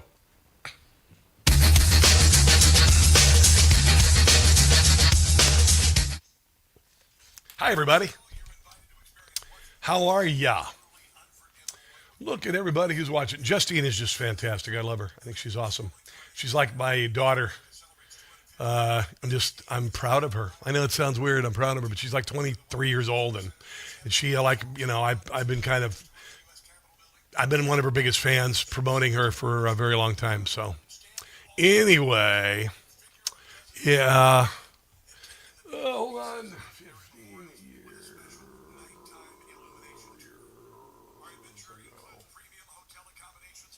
All right, anyway, who's all watching here? I just was reposting a video on social media.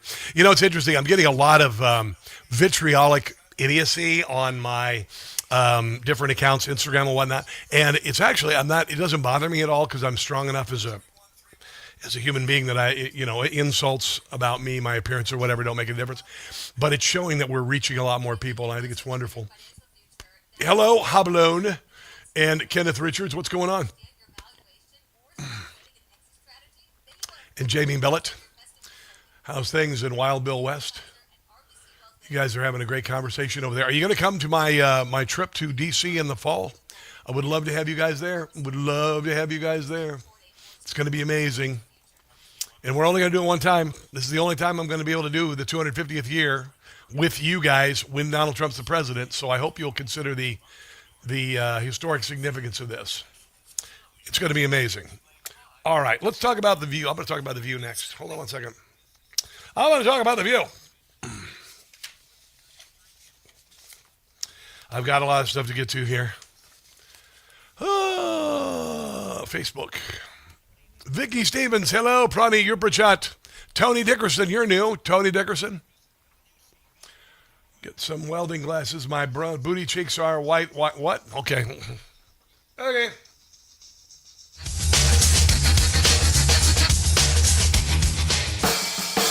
Led Zeppelin. Come on.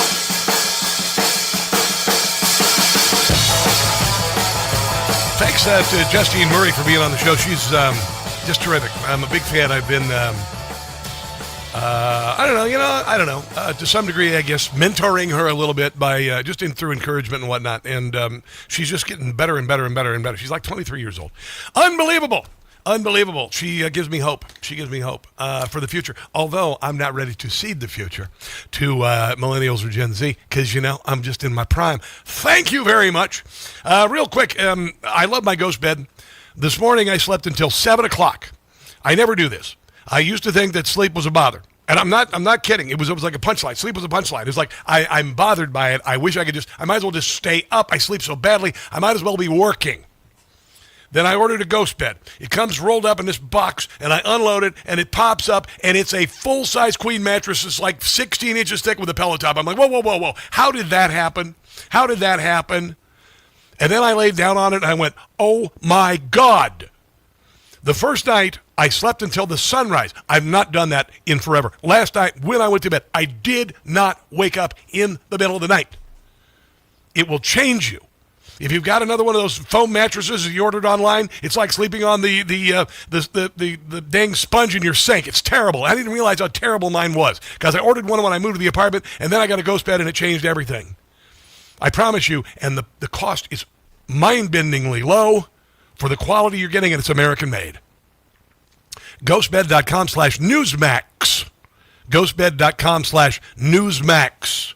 You're going to save 10% of their already low spring savings. If you don't believe me, look on my social media at Rob Carson Show or Rob Carson. You can see the ghost bed. You can check it out. I cannot tell you what a difference it means. No more melatonin. No more ZQL. None of that crap. I'm sleeping on my ghost bed. Ghostbed.com/Newsmax. Just go and look at it. It'll blow you away. Last hour of the Rob Carson Show is coming up. Liz Collin joins us. Don't go anywhere.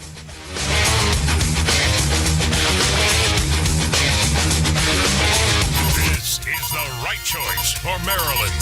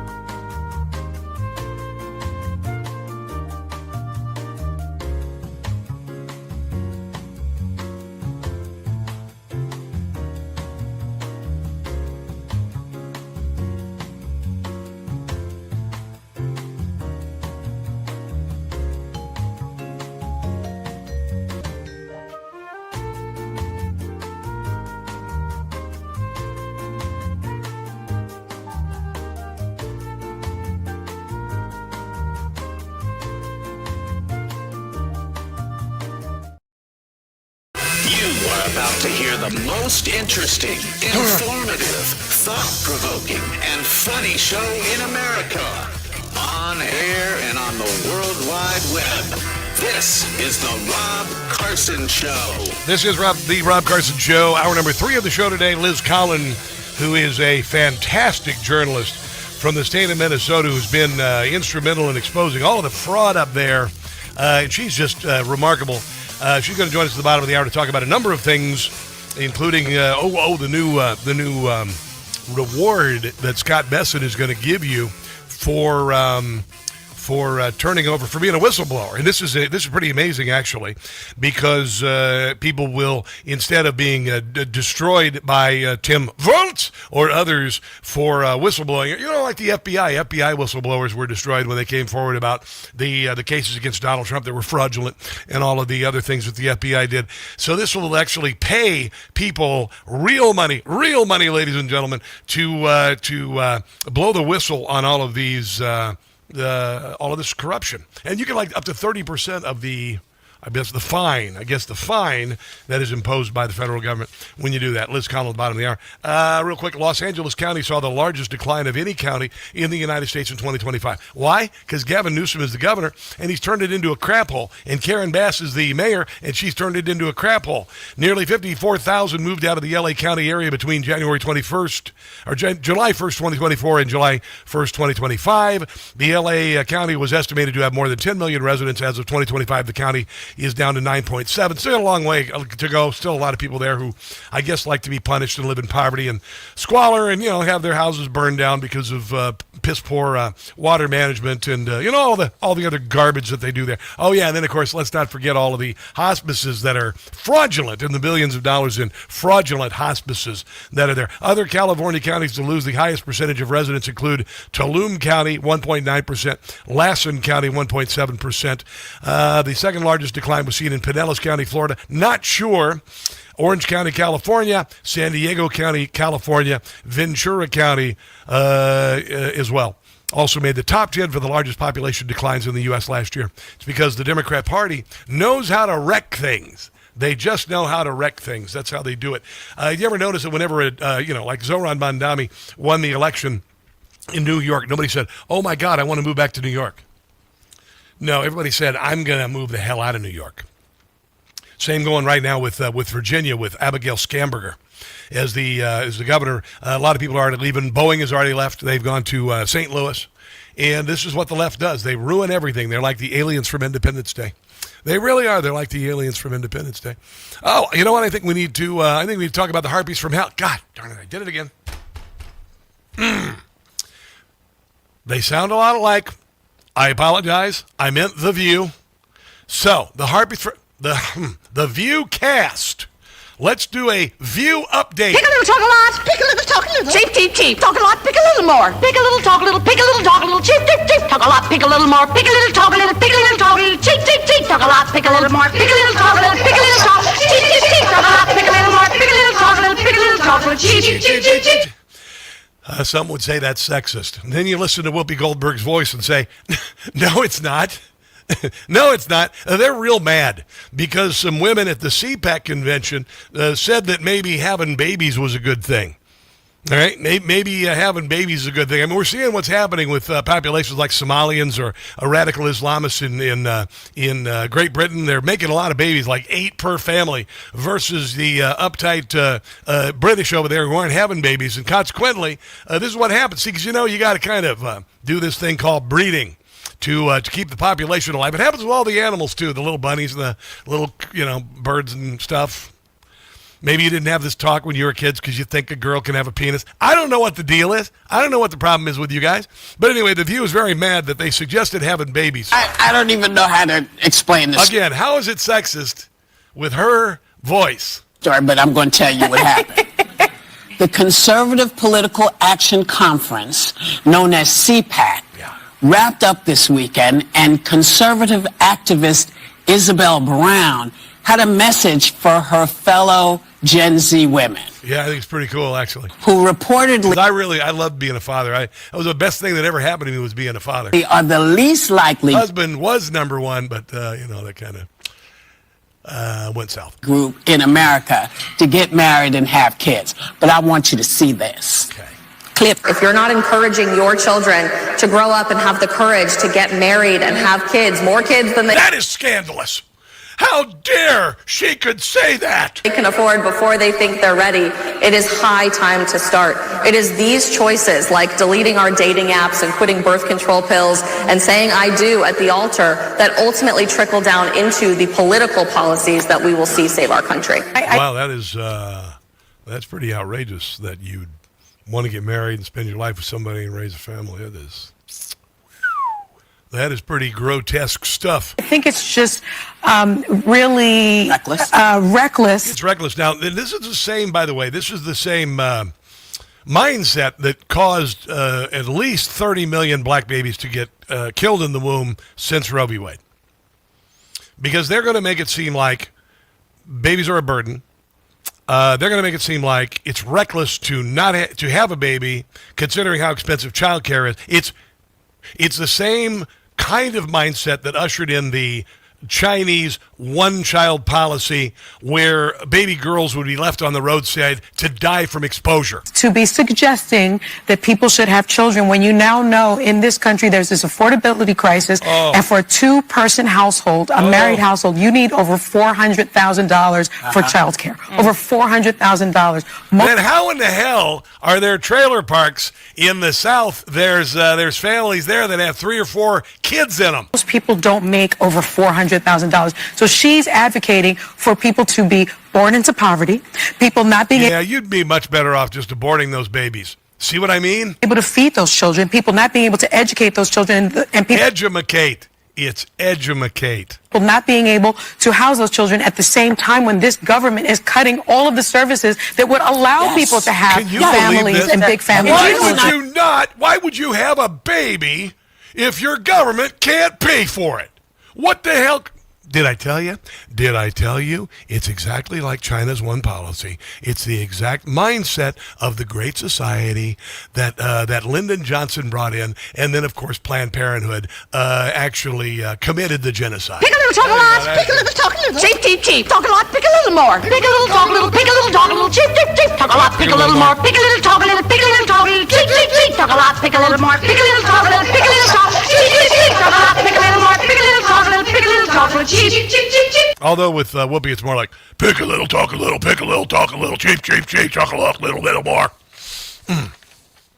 Zohran Mamdani's new free childcare program is going to cost, are you ready? You better sit down for this one, because this is what free childcare costs. What do you pay for childcare? What do you pay for childcare? $1,000 a month, $1,200 a month, $1,500 a month, $2,000 a month? Probably, depending on where you live. Zohran Mamdani's free childcare program is going to cost $60,000 per child. Taxpayers are going to pick it up, of course. Mamdani rolled out a $2.3 million daycare pilot for New York workers with hefty $60,000 per kid price. Because it's all overhead. It's all government overhead is what it is. Zohran Mamdani announces the new daycare center for municipal workers Monday. It's going to cost more than double the average price of childcare. $60,000 per child. The first floor of the David Dinkins Municipal Building in Lower Manhattan after a multi-million-dollar renovation of a room for just 40 children aged 6 weeks to 3 years old. This is almost as big as the free grocery store that lasted a day. Mamdani says that Mayor Adams' administration didn't allocate operating funds for the center, which his honor said would have a $2.3 million price tag be included in the city's upcoming executive budget. That works out to $57,000 per child to attend the daycare. I hope they have foie gras for lunch every day. I really do. On average, daycare centers in the city for infants comes in at $26,000 a year, $23,400 for toddlers, according to the city's comptroller's office. And the cool thing is, if you own one of these daycares in Minnesota, you get that money and don't even have to take care of children. So you might do that. I'm just saying that might be a good idea for you to do. I want to talk about this Jaden Ivey being booted from the Chicago Bulls for not celebrating Pride Month. We're going to do that in a second. When the dollar's convertibility into gold ended in 1971, gold was fixed at $35,000 an ounce. Oh, my Lord. Fast forward to today, U.S. dollar has lost 85% of its purchasing power. Gold, on the other hand, has increased in value by 12,000%. This is why central banks are buying it. This is why major firms like Vanguard and BlackRock hold significant positions in gold, why I'm encouraging you to consider diversifying your savings with physical gold from Birch Gold. But it starts with education. Now, listen here, because you want to learn more. I want you to pay attention here. Birch Gold just announced their Learn and Earn Precious Metals event. This event, online, free, rewards you for learning the basics of investing in precious metals. Sign up to get free silver on your next purchase. Get even larger incentives as you go. Maybe a date with Rob Carson. Okay, I don't want to make it a non-incentive. The more you learn, the more you earn.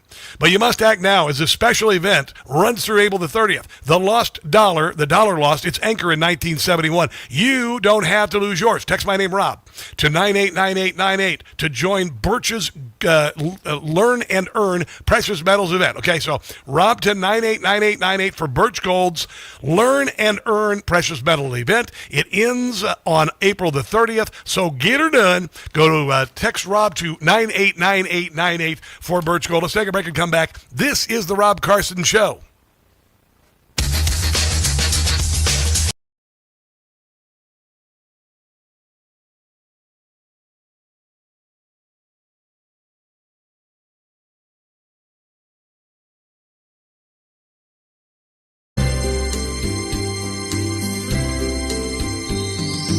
Rent-free in libs' heads I'm living. The fits I am giving to Whoopi, Sonny, and Joy. Rent-free, I'm occupying. Rosie is lying if she says I'm not in her head.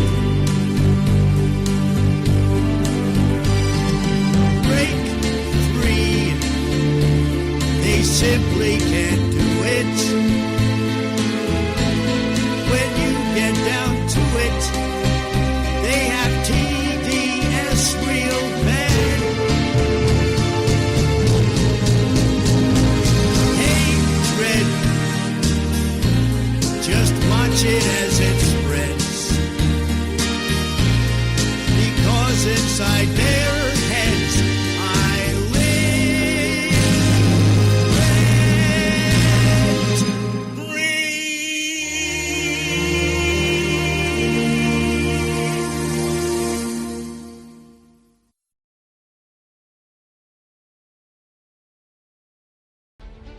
This fall, you're invited to experience Washington, D.C. in a truly unforgettable way with me, Rob Carson, and other Newsmax listeners.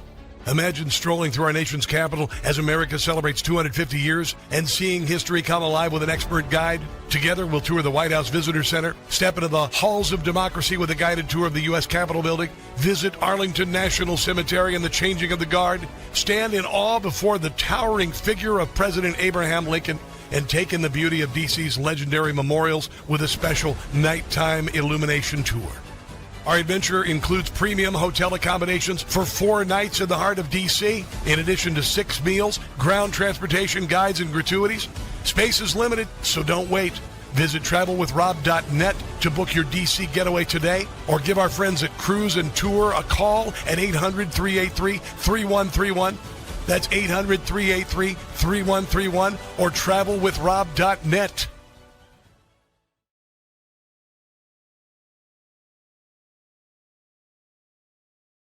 We're eating pickles from the dollar store. Hot Pockets from the Dollar General. Chicken wings expired yesterday. We're eating pickles from the dollar store. Hot Pockets from the Dollar General. Chicken wings expired yesterday.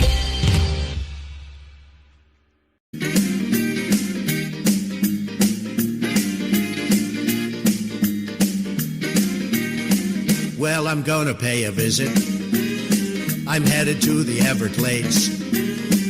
Gonna see a brand new prison for folks arrested in ICE raids. I I hear it's already getting all kinds of accolades. Alligator Alcatraz, it's where illegals will be kept. We're cracking down, unlike Biden, who was totally inept. It is something that the liberals in Florida cannot accept. California Alcatraz, I want to open that one too.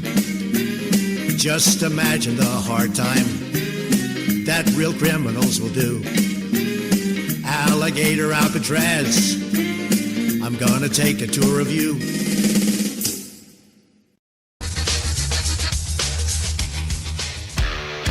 It is a Rob Carson show. Lots of stuff to get to before the end of the show. John Solomon was interviewing Jim Comer about criminal illegal aliens in America and why the Democrat Party said nothing at all during Joe Biden's administration. Opened the southern border, denied it was happening. You remember seeing 10,000 Haitians under the bridge down there. You remember the hell that was owning property in Texas along the southern border. You remember screaming at the administration and the television, my God, why aren't you doing something about this? Well, Jim Comer has the answer. You gave an incredible number in the last few days about the number of criminal illegal aliens who were roaming the streets in the last year of Joe Biden's presidency. It's more than 500,000, if I remember correctly. How does that happen? How do people with criminal records get in, stay here, and keep operating? Because they focus on sanctuary states, the states where their growth in their political agenda. This is why Democrats make their states sanctuary states. Is based on getting those illegals to become registered. It's not benevolent in any way, shape, or form. It's not, we want to welcome people. It's, we want to stuff our states, the census, the voter rolls with illegals to negate you other citizens' votes. Voters, getting those illegals to help with their friends and families in that particular demographic to turn out the vote.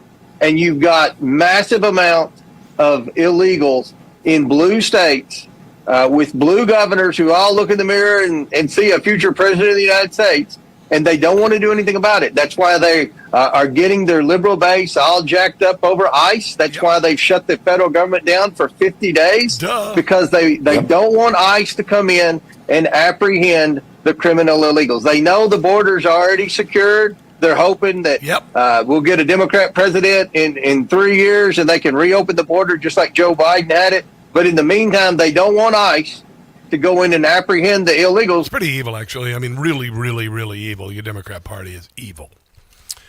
And the media plays along, feeds pablum to the masses. The masses gobble it up like hungry little birds, their mothers vomiting chopped up worms into their mouths.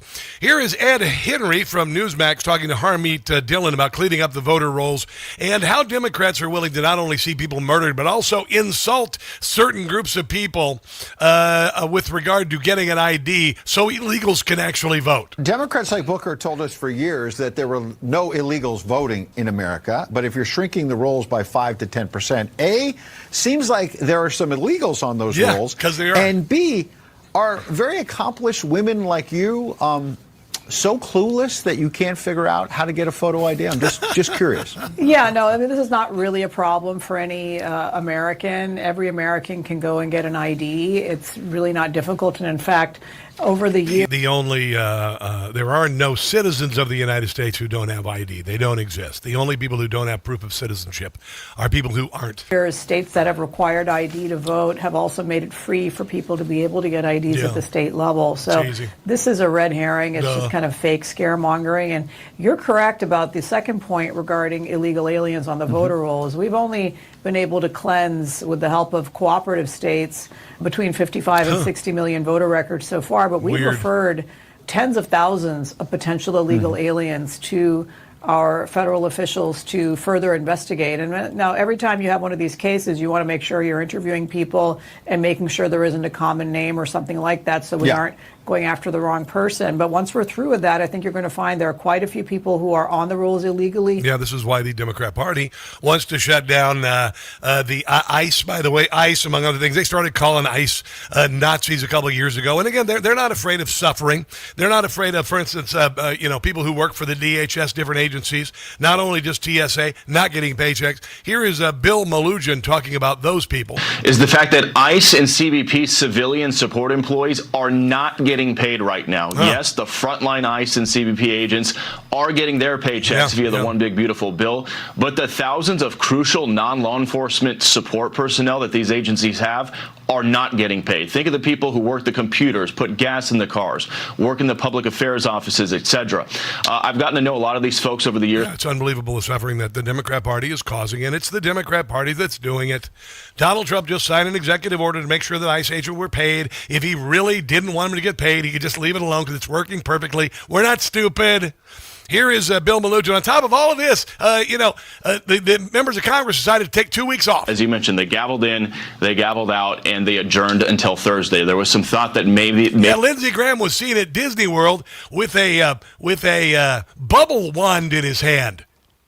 I'm thinking that's not the first time he's had a bubble wand in his hand. They would take up that House-passed DHS if that's what you want to call it. Funding bill, which funds all of DHS. In order to do that, I'm talking about a bubble. It blows bubbles is what it does. They would have had to do it via unanimous consent. Essentially, what that means is a senator would propose it, and then if one single senator objects, it's dead. It gets killed. So Republicans could have introed it. They decided not to because Senator Chris Coons for the Democrats was there and was ready to block it. So there's been I'm just so sick of these bloody games. Sick of these games. This is the second time the Democrats have done this. They'll try to do it again the next time. It's going to be ad nauseum for the next three years, and I'm done with it. I'm done with their crap, to be quite honest. I am ready to fight back. Jaden Ivey has been removed from the Chicago Bulls. He spoke out against Pride Month because for some reason adult gay people want to be infantilized with stupid events like Pride Month. Honestly, is Pride Month this important to you? I don't think any adult gay person who's like really a legit adult, I think you're embarrassed by this. If anything, you go to the game and you're like, oh, great, they're pointing out to everybody I'm gay, and they're putting a rainbow on my $20 soda or beer or whatever the hell. Ridiculous. Here's Jaden Ivey. They said my conduct is detrimental to the team, right? Why didn't they just say, we don't agree with his stance on LGBTQ? Why didn't they say that? Well, how is it conduct detrimental to the team? What did I do to the team? What did I do to the players? I did nothing but practice with them, play with them, pass the ball to them, good teammate to them. Said good job, good shot. I said good job, good pass, way to play, bro. Right? I said these things to my teammates. I thought this woke nonsense was ending.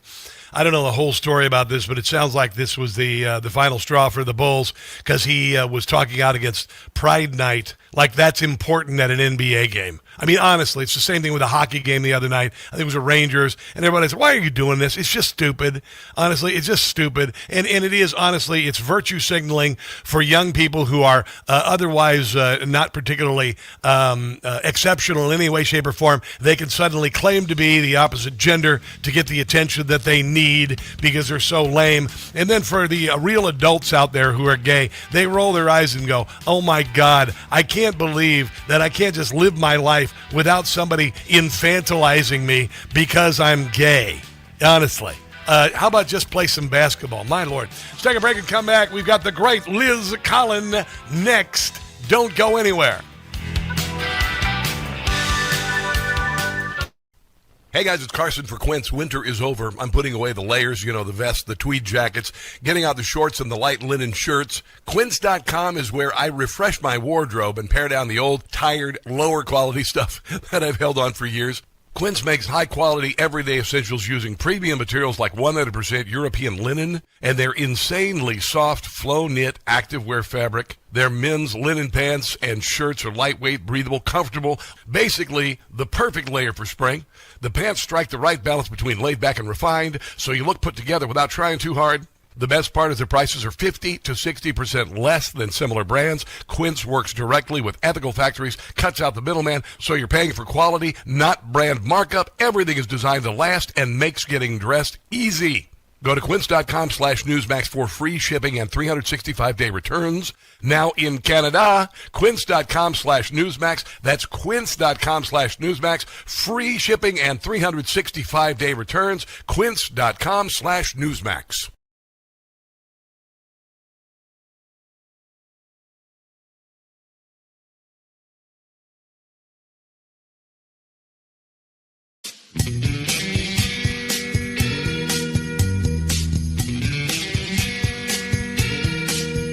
Well, they have a lot of cats, and they're all Democrats. We call them Karen.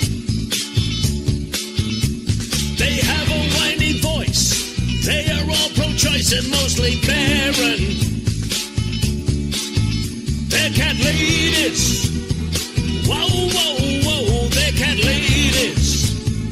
Talking about some miserable ladies who have clearly lost their minds. These Karens don't like ice. They often pay a price, mistakes they're making. Karenism is their curse. Could go to jail or worse for their law breaking. They're cat ladies. Don't have a child, they're cat ladies. Talking about some miserable ladies who are out of their minds.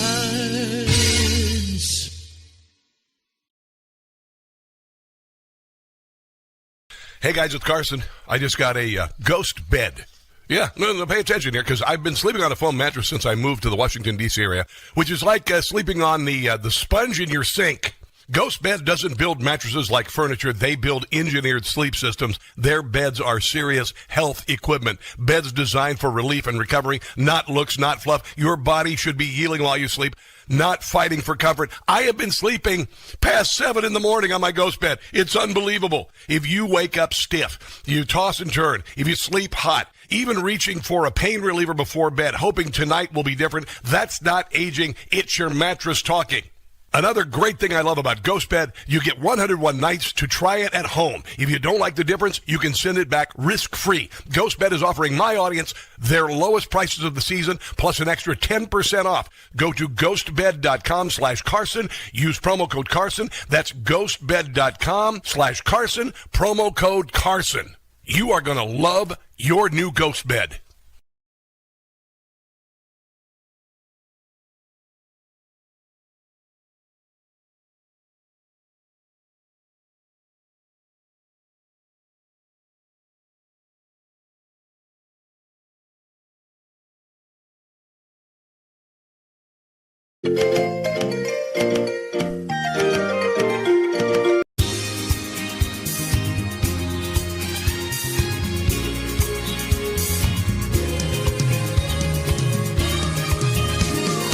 Drugs transported by boat. Venezuela, you best take note. Cartels, they're having fits 'cause they're men. They were blown to bits. The drug boat, it now resides on the ocean floor. The drug boat, Marco says we're gonna take out more. Yes, their lives are in danger if they take another chance. 'Cause drugs, we won't tolerate. Shut it down before it's too late. No drugs. A boat that was filled with drugs. I guess all of her adult life and career, and she's definitely stirring it up right now. We welcome her to the Newsmax hotline. Hello, Liz Collin. How are you today? Hello, Rob. Doing well. How are you today? Good. As the weather warms up, has it become any less nuts up there? Well, the weather is warming up, yes, but the nuts are still falling from trees, my friend. I'll bet they are. I've got a little something I want to play here from Benny Johnson after he talked to J.D. Vance, and J.D. Vance said that Ilhan Omar has committed immigration fraud. That's the first time on the record that we have absolute and total confirmation that Ilhan Omar did in fact commit immigration fraud. And I looked this up right before coming on your show, that lying on your immigration forms or committing fraud against the United States of America is an immediate denaturalization offense. It is something that has been tried in court. It happens actually quite regularly where people lie to get into this country. They're denaturalized. They're sent home. It's something that must happen with Ilhan Omar. The rest of the clip, J.D. Vance says we're exploring this right now, but Stephen Miller has all of the available evidence, and I checked with DHS. This is 100% true. Ilhan Omar committed immigration fraud to get into America and to loot our nation dry. Yeah, there you go. So that is Benny Johnson. After he interviewed J.D. Vance, and J.D. Vance said that, she committed immigration fraud. I know, Liz, you've got this, but you've also got that she changed her birth year as well. What do you know about this? What do you suppose the repercussions are? Do you suppose anything that we fantasized about, like her being denaturalized and deported, will come true? Yeah, Rob, this is something that we've been reporting on over at Alpha News for almost a decade now. Wow. I'll be honest, in 2019, we put a 3-part series together that really documented all the evidence about her marrying her brother. Yes. Nothing happened when it came to that, marrying him in order to get him legal status. But some of the stories we've been focused on as of late include just that, these allegations. They are allegations, but all the documentation is there. Yes. That basically she changed her birth date. Her story has always been that she became a citizen at the age of 17 after naturalizing through her father. Well, there are questions, serious questions, about her father even having being a U.S. citizen at all. And not only that, but when these allegations came to light, it was basically saying that, she was 17, but turns out she would have been 18, according to her own timeline that she kept repeating, so she wouldn't even be eligible to naturalize through her father. So then it was a candidate running against her in the congressional race that made these claims in a video, and 2 days after this video hit social media, magically, the Congresswoman changes her birth date on all of her. You can even see it's changed on her Wikipedia page. It changed on her legislative page when she was a House rep. Her birth date went from 81 to 82, just magically. So wow.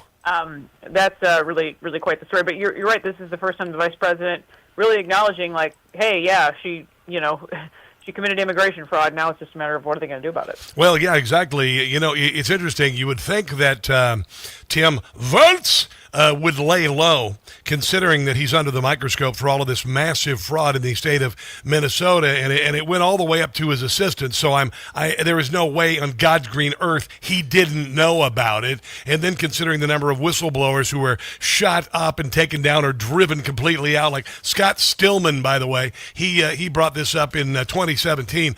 But he's out at the No Kings rally, screaming and yelling and talking about he's still with the Somalis. I mean, who is still supporting this guy?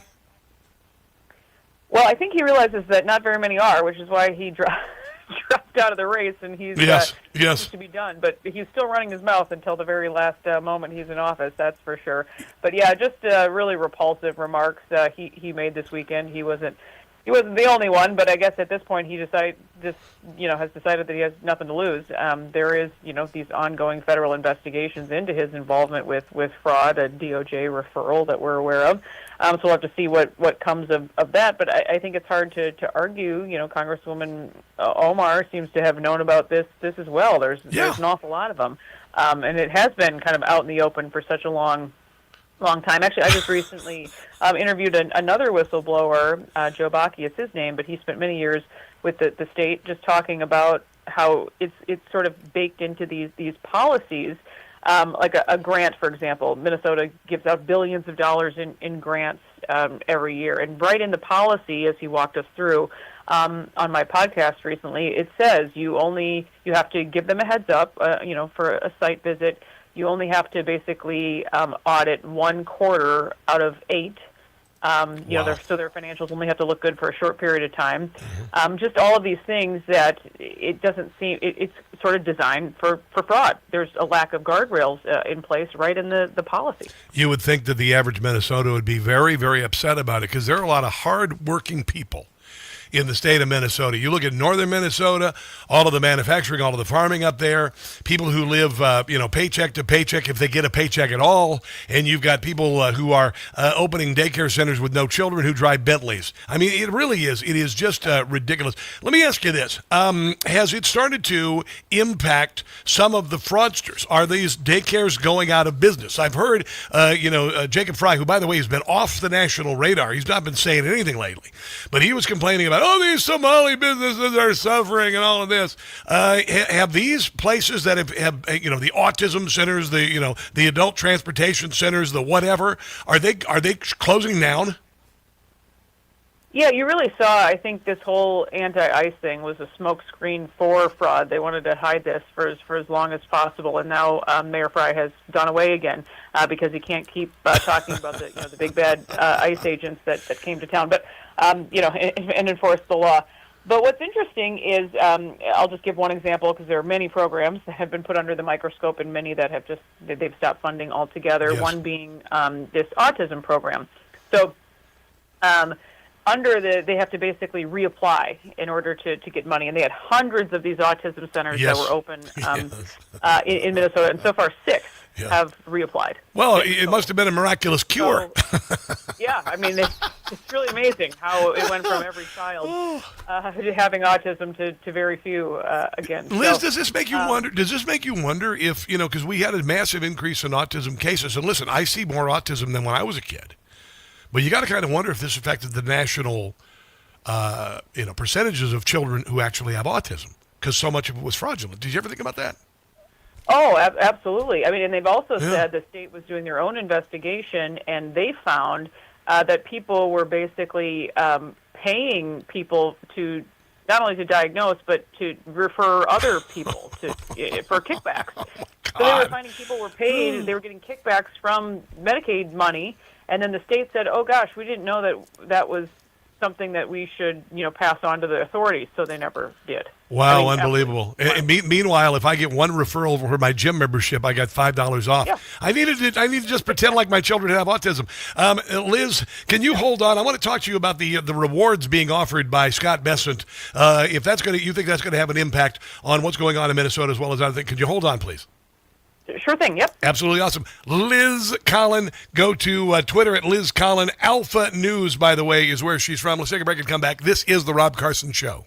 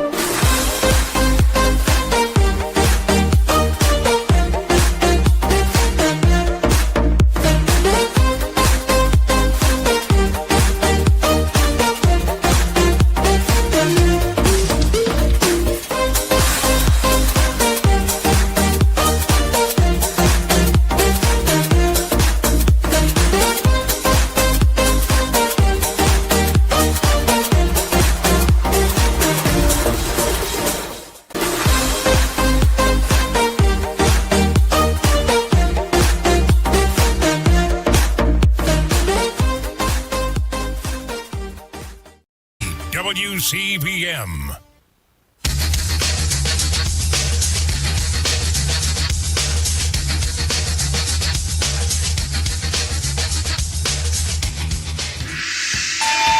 I'm a state representative. I work here along with my colleague Shelley Buck in the Minnesota House of Representatives. I'm here to provide a little trans representation, but I'm also here to demand our trans liberation. And I'm here to demand our liberation for everyone. I don't mean only queer and trans liberation, but all of ours. Immigrants, refugees, undocumented neighbors, our friends with disabilities, our indigenous tribal nations, everyone, full equality, full inclusion, full stop. That is Lee Finke, who is a member of the legislature in the state of Minnesota. Which proves actually that No Kings was about nothing, because what that person just said isn't true and it doesn't exist. There's no issues with any of those people. Liz Collin, I got to tell you, did you guys have big No Kings protests up there? I figured it out this weekend. They were about nothing. Oh, it was really amazing. And actually, I think there's so many of us that demand to be freed from fraud.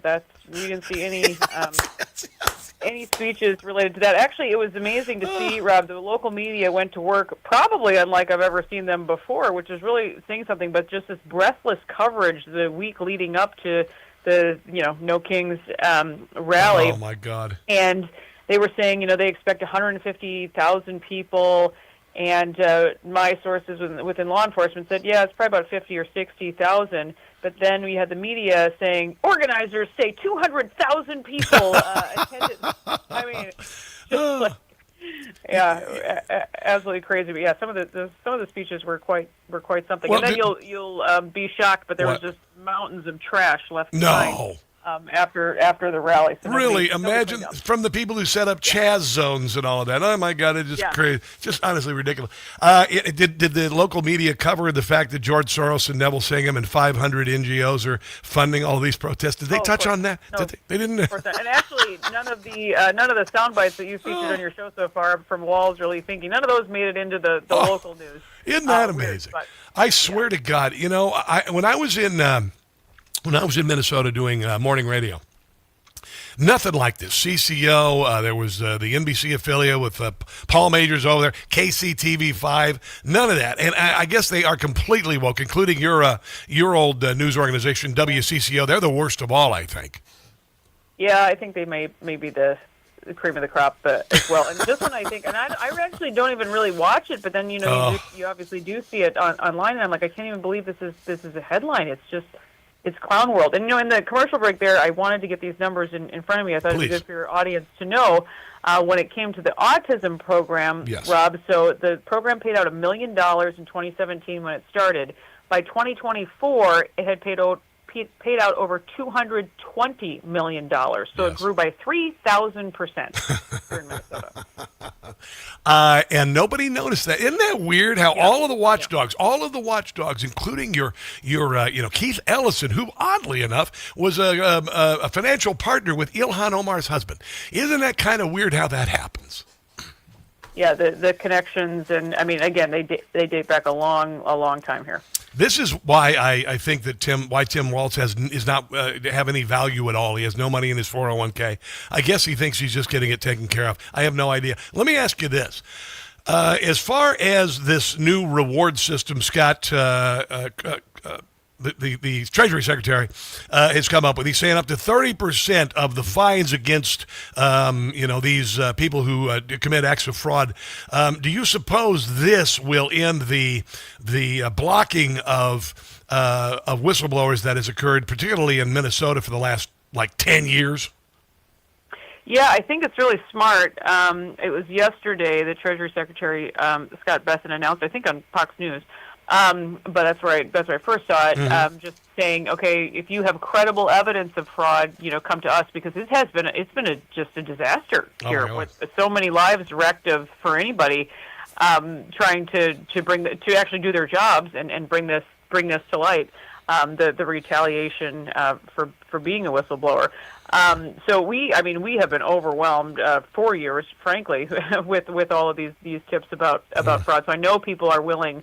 We've done a lot of interviews, but obviously a lot of them have to be anonymous. It is difficult because they know coming forward will cost them their jobs and perhaps even worse. Some people have had to relocate out of the state. We heard that from whistleblowers as well. So Donald Trump, I thought it was a brilliant move to defuse the Democrat rage machine in Minnesota by removing the previous ICE director. How did that, was that like night and day when he did that? Because it looked like it completely changed a situation that was really out of control up there. Yeah, it was interesting. I was given an interview with the field office, basically the head of the field office there. Sam Olson is his name. He's kind of new to the position, but he was just walking me through kind of the weeks of Operation Metro Surge in that interview, and he seemed to allude to that as well. That it sort of took Tom Homan to come in. I mean, he is kind of a cop, and was doing all these meetings. Not so much. He wasn't so much in front of the camera. I mean, people. Press conferences, but he was really meeting with as many players as possible to all get on the same page. And we really saw a switch. Like the Minneapolis Police Department, for example, they went weeks, Rob, without what I would say cooperating with ICE, in the sense that you would see them on scene, and they would leave the scene when protests got heated, and they would send in like the state patrol to come in and make arrests. It made no sense, even though this was happening in Minneapolis. Well, that changed under Tom Homan, and there was cooperation, and so thankfully it was a brilliant. I thought it was a brilliant move. I thought it was a brilliant move. By the way, one quick thing: are they still sending suitcases of money through the TSA at the airport to Somalia? Yeah, Besson has talked about how they've cracked down on that. Yeah, they were saying millions of dollars were leaving MSP.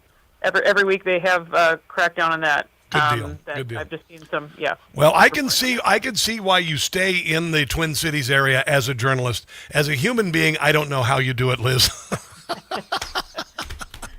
There are good people. There are all these good people here, and yeah, you're right. Endless material, Yeah, absolutely. Liz, you are the best. You're with Alpha News. Tell everyone where they can find your glorious work, your podcast, etc. Oh, you're very kind, Rob. Thank you. So alphanews.org is the place to go. And I'm Liz Collin on X. We're also Alpha News on X. Follow us. We always are breaking stories first. A lot of the stuff that the mainstream media, in fact, will never touch, including, I will say, a breaking story about Governor Walz having his State Patrol vehicle broken into, because we've had a horrible rash of break-ins in Minneapolis, the city that is not safe. And Governor Walz got caught up in that also. So good. News story there couldn't happen to a nicer guy. Liz Collins, thank you very much for finding the time today. I appreciate you so much. Let's take a break and come back. This is the Rob Carson Show.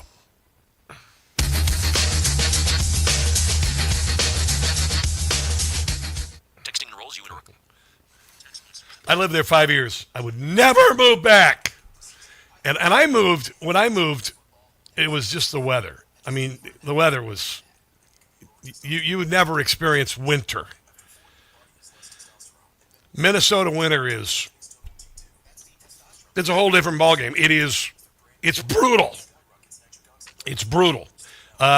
You've got to put an oil pan heater on the bottom of your car because your oil will turn gelatinous. Your battery dies. It is unbelievably cold. The cold and the snow starts in October, November, and it stays until April. Sometimes you have the biggest snows in April. It's just the worst. Matthew James loves me. Well, I hope it's not in that kind of way. No, but I do appreciate you. And I wouldn't blame you, to be quite honest. America Marcy, hello. Kenneth Richards, what's going on? What's going on? Newsmax TV's on there. Oh, well, you guys are monitoring the situation and all that. Redneck MacGyver, Ken, he handles the chats, monitors the chats. Everybody give Redneck MacGyver, my producer Ken, a little love on the chat. He's pretty cool. There's the love on Facebook. You guys love it up on Ken. Yeah, he needs it. He's pretty lonely. He has a cat. He's a man with a cat. He's a man who lives by himself with a cat, and he's straight. I know. I'm as surprised as you. He's completely straight. He's like one of the most straight guys I know. And And he has a cat. I know. It's crazy. Crazy. He's the most ungay guy I've ever met. Should we do Crazy Cat Lady? Crazy Cat Lady update? Let's do it. Crazy Cat Lady update. Woo! I'm having friends over for dinner tonight. I made a pasta. I put a pasta casserole and froze it. I'm going to be heating that up tonight. Having friends over. Yay. Apropos of nothing. Yeah, about 2.5. Oh, crap.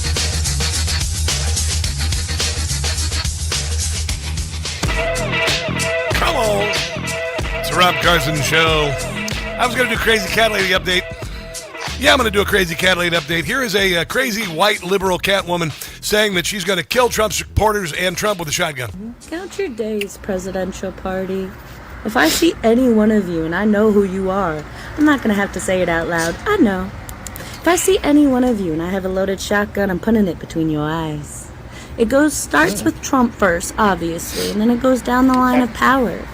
Yeah, I don't think that's going to happen. I doubt you have a shotgun, and I really doubt you would know how to shoot it. Here's Jim Gossett. Well, they have a lot of cats, and they're all Democrats. We call them Karen. They have a whiny voice. They are all pro-choice and mostly barren. God help us if they have children. They're cat ladies. Whoa, whoa, whoa, they're cat ladies. Talking about some miserable ladies who have clearly lost their minds. There you go. That is the Crazy Cat Lady update today. I want to mention something before I go. Go to travelwithrob.net right now, today. Make the call, 800-383-3131 for the trip to Washington, D.C. for the 250th anniversary of the country. Donald Trump is the president. I live here. I want you to come join me for 5 nights, 4 days. It's going to be amazing. Tour the White House Visitor Center. Go to the U.S. Capitol Building. Visit Arlington National Cemetery. See the changing of the guard. Go to see Abraham Lincoln and the memorial. Stand in front of the reflecting pool. Jump in the water like Jenny and Forrest Gump. I don't care. You might get arrested. Who the hell knows? But anyway, you've got 4 nights, deluxe accommodations, downtown, ground transportation, guides, gratuities, 6 meals. I'm taking time off to be with you. Get on it today. Cruising Tours doing it. Travelwithrob.net, October 25th to the 29th. Do it today, okay? That's your homework assignment. If you want to do this, you're never going to get this chance again. 250th anniversary. You're not going to be 250 years from now. You're not going to be around. Maybe your brain will be cryogenically frozen, but you're not going to be around. Travelwithrob.net, 800-383-3131, 800-383-3131. Get your trip booked, your trip, yeah, whatever. Anyway, God bless you, America's founded Donald Trump, our soldiers, and you guys. And until tomorrow, which is Wednesday, don't catch the stupid. See ya. Information. Truth is freedom. Is Newsmax. It's real news for real people.